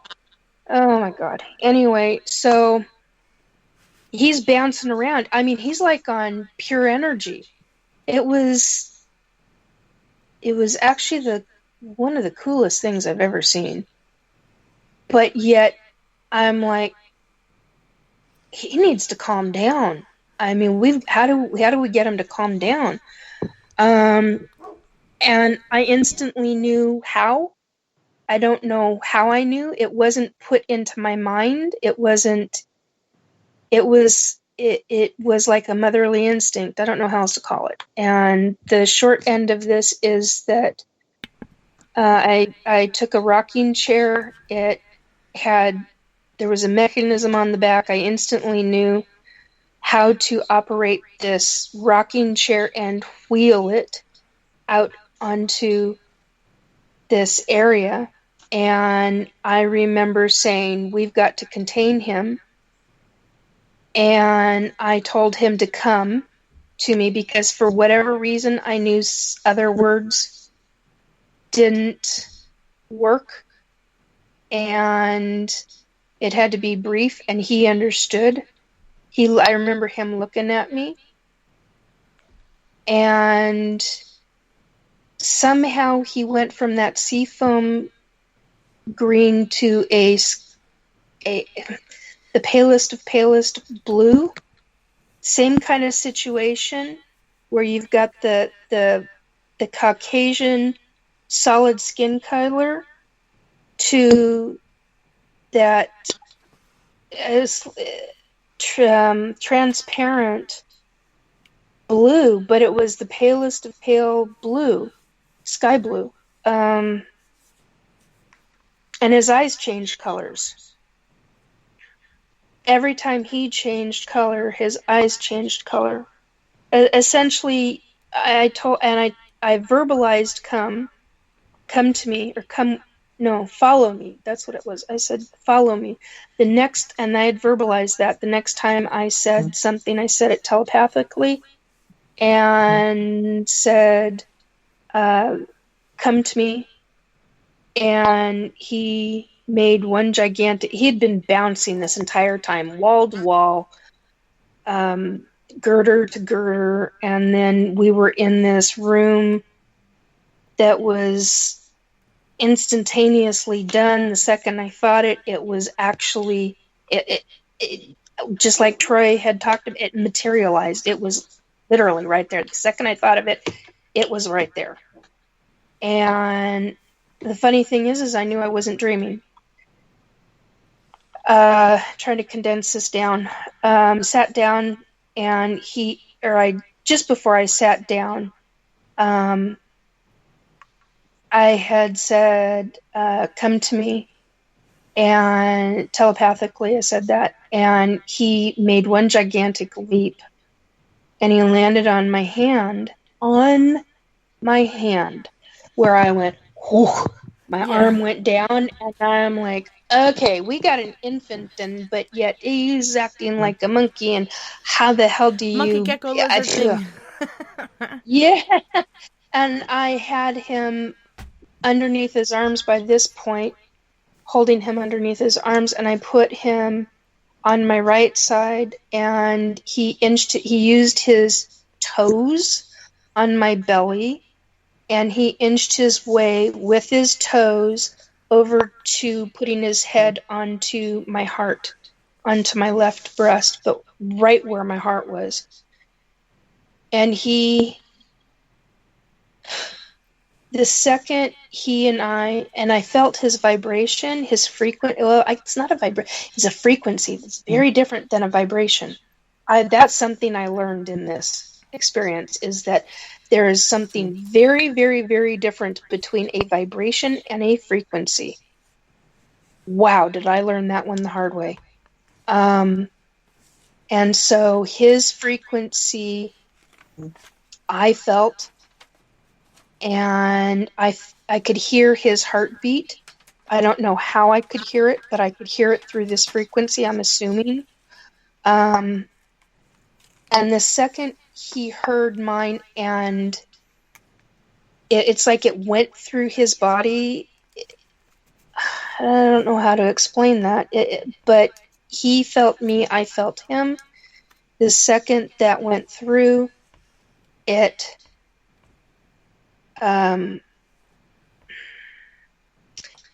stopped him from all activity, from inching, from reaching out, and from grabbing, because there were little things, and he changed Caucasian again. He went from this blue color, this translucent blue color, to this Caucasian color again. And that was when the third eye closed. His eye color went back to my hazel blue-green color. And no more third eye. And he was behaving just like a human baby again. And I had a Sasquatch come up behind me on my left. Huge male. He did not have fur. Big, beefy, burly is what he reminds me of. Big, beefy, burly. Last night I described. I thought of it. Yeah. Yeah, definitely meat and taters, baby. Muscle Man, one of those guys in California beaches where they're the muscle guys. That's what he reminded me of. I just can't remember what I called it last night, but that's exactly what he reminded me of. But he had no fur. I remember seeing his feet. He had human-looking feet, but they were gigantic, bigger than anything I'd ever seen. His hands, he had his left hand come down onto my shoulder, and then, and by this point, the baby had moved from, once he got this vibrational frequency and we were completely connected, and he got whatever it is that he needed from me, he moved over to my right side again. And he started to inch, and I moved him over, but he didn't inch like he did when he was blue or when he was green. And but he was completely this human baby. And the feet were not monkey-like. I don't know what else to call it. His hands were human. I honestly, all I remember is hair, so I don't remember ears. But the weird thing is that at one point I remember him without hair, being bald, and at another moment I remember him with brown, black highlights of blonde, bits of copper underneath, and I was like, but mostly black, mostly this dark, really dark brown with like highlights of black. Highlights of black, that's not the right phrasing, but as a hair color I'd never seen on a human being. And let me tell you, I have seen lots of hair color. So it's kind of like that new hairdo they call the I can't remember. It's a Mexican word. Holy shnikes. It's where it goes from one color to another. I want to say sarange, but it's not. It's something different. Okay. What else? So the Sasquatch man, this male, he's 7-8 feet tall. Big, beefy, burly, gigantic hands, gigantic feet. When the baby had moved is when he had come, it must have been a few minutes after that, because I was sitting there rocking the baby. And this Sasquatch male came up behind me on my left side, put his hand on my shoulder, and his hand is so big, Tessa, that his hand, it's like his wrist was on my shoulder, but his fingers were down. They were down on my breast, but not in a detrimental or a sexual or anything way. It's just that his hand was so big, and yet his wrist was like on the back part of my shoulder, but yet it was also like right on the top of my shoulder. How do you have hands? I can't even. Okay. Too many questions. Anyway, so his right hand, what I didn't say last night was that, because it came out really wonky, I listened to last night's show and I went, oh, that's not right.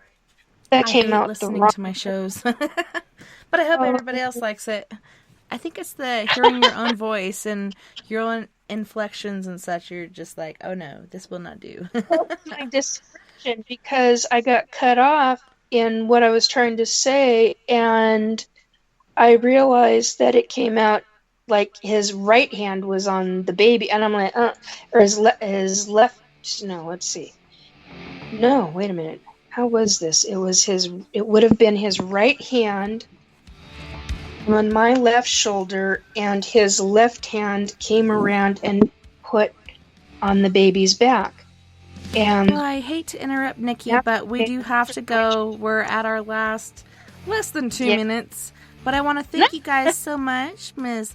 Nikki Jacobs, Mr. Troy Bacon, and Alabama's very own Wayland Colburn. Thank you guys so much for being on Late Night in the Rockies tonight on We Are Paradox Media. It was awesome having you and listening to your different stories. Thank you, Tessa, for having us.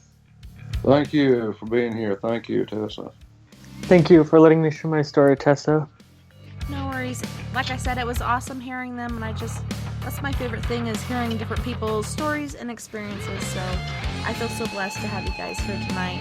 And I want to thank everybody and all of our friends on We Are Paradox Media's Facebook, Spreaker, Twitter, Periscope, iHeartMedia, iHeartRadio, wherever else you may be listening, beyond the Omniverse tonight. I had a wonderful time this evening, and I can't wait to do it again tomorrow night, as we are joined by a special guest, Melissa Bryan, who wrote the #1 best-selling book, Into Shamanism. Don't forget, you guys, we are all in this together. Together we can make the world a little better, and together, my friends, we are Paradox Media, because without you, there's no us. If you would like to join us on the Skype after party, look us up on live, tessa.thomas30, or give us a call at 1-970-335-9596. If I don't answer Skype shenanigans, I'll give you a call back. Until next time, nighty night, love and light. Have a wonderful rest of your weekend, and I'll see you here tomorrow night.